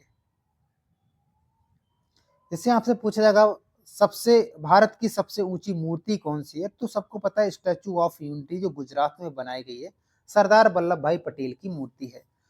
और आपको पता है ये नर्मदा नदी के किनारे स्थित है, ये साधु बेट द्वीप पर बनाई गई है, हमको याद रखना है। सबसे बड़ा राज्य की अगर हम बात करेंगे तो राजस्थान हो जाता है, और सबसे छोटा राज्य गोवा हो जाएगा। सबसे बड़ा, ये बड़ा नहीं, सबसे बड़ा केंद्र शासित प्रदेश लद्दाख हो जाएगा, हमको याद रखना है। क्षेत्रफल की दृष्टि से मैं आपको बता रहा हूं, सबसे बड़ा क्षेत्रफल की दृष्टि, सबसे बड़ा जिला देखा जाए तो कच्छ हो जाएगा, दूसरे पे लेह हो जाएगा। सर्वाधिक शहरी आबादी वाला राज्य जहां पर जनसंख्या शहरी ज्यादा है वो महाराष्ट्र हो जाएगा। इधर बात कर लेते हैं, सबसे अधिक मार्ग परिवर्तन करने वाली नदी कोसी नदी है, जिसे बंगाल का शोक के नाम, सॉरी,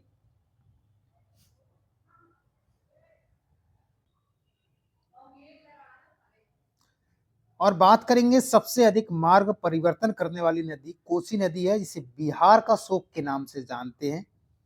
एक्सुरी बनाने वाली सबसे बड़ी नदी नर्मदा नदी है, एक्सुरी से ज्वार नदमुख के नाम से जानते हैं। और पश्चिम की ओर बहने वाली सबसे लंबी नदी भी नर्मदा नदी है, याद रखेंगे। सबसे लंबा राष्ट्रीय राजमार्ग है NH 44, याद रखेंगे, ठीक है।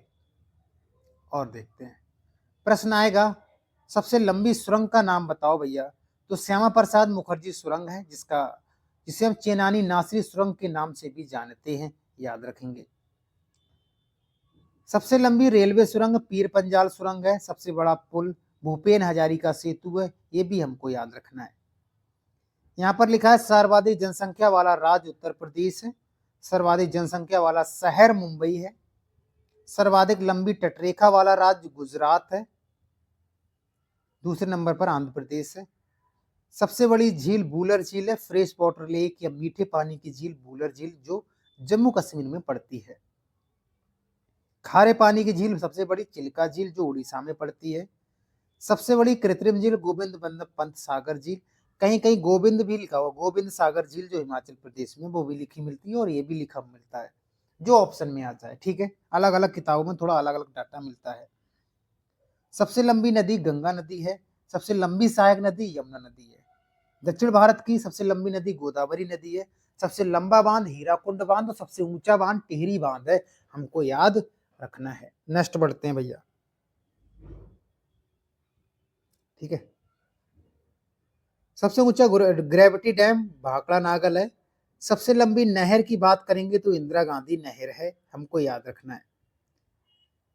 सबसे बड़ा डेल्टा की बात करेंगे तो सुंदरबन का डेल्टा है, दुनिया का ही सुंदरबन का डेल्टा है, ठीक है। सबसे बड़ा नदी द्वीप है मौजली द्वीप, सबसे बड़ा। सबसे छोटा नदी द्वीप उमानंदा है, वो भी ब्रह्मपुत्र नदी पर असम में पड़ता है, हमको याद रखना है। सबसे लंबा रेल मार्ग डिब्रूगढ़ से कन्याकुमारी है, डिब्रूगढ़ असम में पड़ता है और कन्याकुमारी तमिलनाडु में पड़ता है। सबसे ऊंचा एरोप्लेन या हवाई अड्डा कौन सा है, तो लेह लद्दाख में। सबसे तेज चलने वाली ट्रेन वंदे भारत एक्सप्रेस है। सबसे बड़ा रेगिस्तान थार का है, और सबसे ऊंची मीनार है कुतुब मीनार, ठीक है। बहुत स्पीड से रिवीजन करा रहा हूं मैं आपका, ठीक है। सबसे ऊंचा दरवाजा बुलंद दरवाजा। सबसे बड़ा गुंबद गोल गुंबद बीजापुर में पड़ता है। सर्वाधिक वर्षा वाला स्थान मासेराम मेघालय चेरापूंजी वाला। सबसे बड़ा पशुओं का मेला सोनपुर बिहार में। सबसे बड़ी गुफा कैलाश मंदिर एलोरा में। सबसे बड़ी मस्जिद जामा मस्जिद। सबसे बड़ा अजायब घर कोलकाता। सबसे बड़ा चिड़ियाघर जूलॉजिकल गार्डन कोलकाता। सबसे छोटा महाद्वीप ऑस्ट्रेलिया। सबसे बड़ा देश रूस। सबसे छोटा देश वेटिकन सिटी। सर्वाधिक जनसंख्या वाला देश चाइना। सबसे लंबी सीमा वाला देश कनाडा। सबसे छोटी सीमा वाला देश जिब्राल्टर जो भूमध्य सागर में है। सर्वाधिक मतदाता वाला देश भारत। सर्वाधिक आबादी वाला नगर टोक्यो है, ठीक है।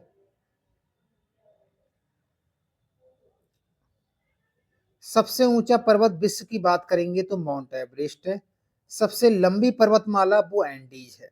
सबसे ऊंची पर्वतमाला वो हिमालय है। सबसे ऊंचा पठार तिब्बत का पठार या पामीर पठार, जिसे रूफ ऑफ द वर्ल्ड या विश्व की छत भी कहा जाता है। सबसे बड़ा सागर प्रशांत महासागर। सबसे गहरा सागर प्रशांत महासागर। सबसे बड़ा द्वीप की अगर हम बात करें यहाँ पर तो ग्रीनलैंड हो जाएगा, हमको याद रखना है। सबसे बड़ा नदी द्वीप की बात करूंगा तो मौजली द्वीप हो जाएगा। सबसे बड़ा प्रायद्वीप की बात करेंगे तो अरब प्रायद्वीप हो जाएगा। सबसे बड़ा द्वीप हो जाएगा इंडोनेशिया, हमको याद रखना है। सबसे ऊंचा जलप्रपात की बात करूंगा तो एंजल जलप्रपात। सबसे चौड़ा जलप्रपात खोन जलप्रपात लाओस में है। सबसे बड़ी खाड़ी मैक्सिको की खाड़ी है, ये अमेरिका के नीचे पड़ती है। सबसे ऊंचा ज्वालामुखी की अगर मैं बात करूंगा तो एकांगुआ ना होकर ओजिस डेल सलाडो है, याद रखेंगे। सबसे बड़ा railway station grand central terminal New York में है। सबसे लंबा प्लेटफॉर्म पहले गोरखपुर का था, अब नहीं, अब हुबली का है, याद रखेंगे। सबसे बड़ी सुरंग की बात करूंगा दुनिया में तो गोटहार्ड का है, स्विट्जरलैंड में है। ठीक है। सबसे लंबा रेल मार्ग ट्रांस साइबेरियन रेल मार्ग है, जो रूस में है। पूरब और पश्चिम रूस के बीच में है ये ट्रांस साइबेरियन रेल मार्ग। मास्को से व्लादिवास्तोक तक इनको जोड़ता है, हमको याद रखना है। ठीक है। सबसे ऊंची राजधानी है लापास यानी बोलीविया में। सबसे ऊंचा बांध है रोगुन बांध तजाकिस्तान में। सबसे बड़ा रेगिस्तान की सहारा हो जाएगा। सबसे ऊंचा मीनार कुतुब मीनार हो जाएगा। सबसे ऊंची बिल्डिंग बुर्ज खलीफा हो जाएगी। सबसे बड़ी दीवार चीन की दीवार हो जाएगी। सबसे बड़ा स्टेडियम रुंगराडो फास्ट ऑफ स्टेडियम है, प्योंगयांग यानी उत्तर कोरिया में है। प्योंगयांग यानी उत्तर कोरिया में है। सबसे बड़ा हवाई अड्डा सऊदी अरब में पड़ता है। सबसे बड़ा बंदरगाह संगाई में है। सबसे बड़ा महाकाव्य महाभारत है। सबसे बड़ा गिरजाघर Saint Peter Basilica Vatican City में है, याद रखेंगे। सबसे बड़ी मूर्ति स्टैचू ऑफ यूनिटी भारत में है, याद रखेंगे। सबसे ऊंचा वृक्ष सुकोया का है, हम याद रखेंगे।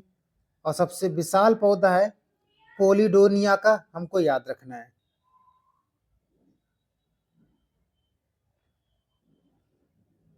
अगर आपने ये वाला टॉपिक तो मैंने आपको बता ही दिया था, और इस सामान्य वाला ये मैं आपको एक बार और बताऊंगा। अगर ये वाला टॉपिक मैंने आपको बताया नहीं है इसमें, लेकिन अगर आप इसको पढ़ना है तो इस टॉपिक का पूरा विस्तार मैंने भारत का भूगोल कराया है। तो पहला ही टॉपिक ये मैंने बताया था, इसको बहुत डिटेल से बताया था और इसको स्टैटिक जीके में डाल दिया मैंने यहाँ पर। तो हमको ये याद वहां से कर लेना, चाहे यहाँ से आप बाद में याद कर लेना। ठीक है। ये पीडीएफ भी आपको प्रोवाइड कराया जाएगा ताकि आप इसको नोट्स बना लो या फिर इसका रिवीजन कर पाओगे बहुत शानदार तरीके से। इसका पीडीएफ कहाँ से मिलेगा तो ये मैं आपको बता देता हूँ। ठीक है। ये पीडीएफ कहाँ से मिलेगा तो आपको टेलीग्राम पर सर्च करना है ये नाम GS by विष्णु सर, तो ये पीडीएफ वहां से मिल जाएगा, आप डाउनलोड कर लेना। बाकी कमेंट करके जरूर बताना वीडियो कैसा लगा। मिलते हैं नेक्स्ट वीडियो में। आज के लिए इतना ही। जय हिंद दोस्तों।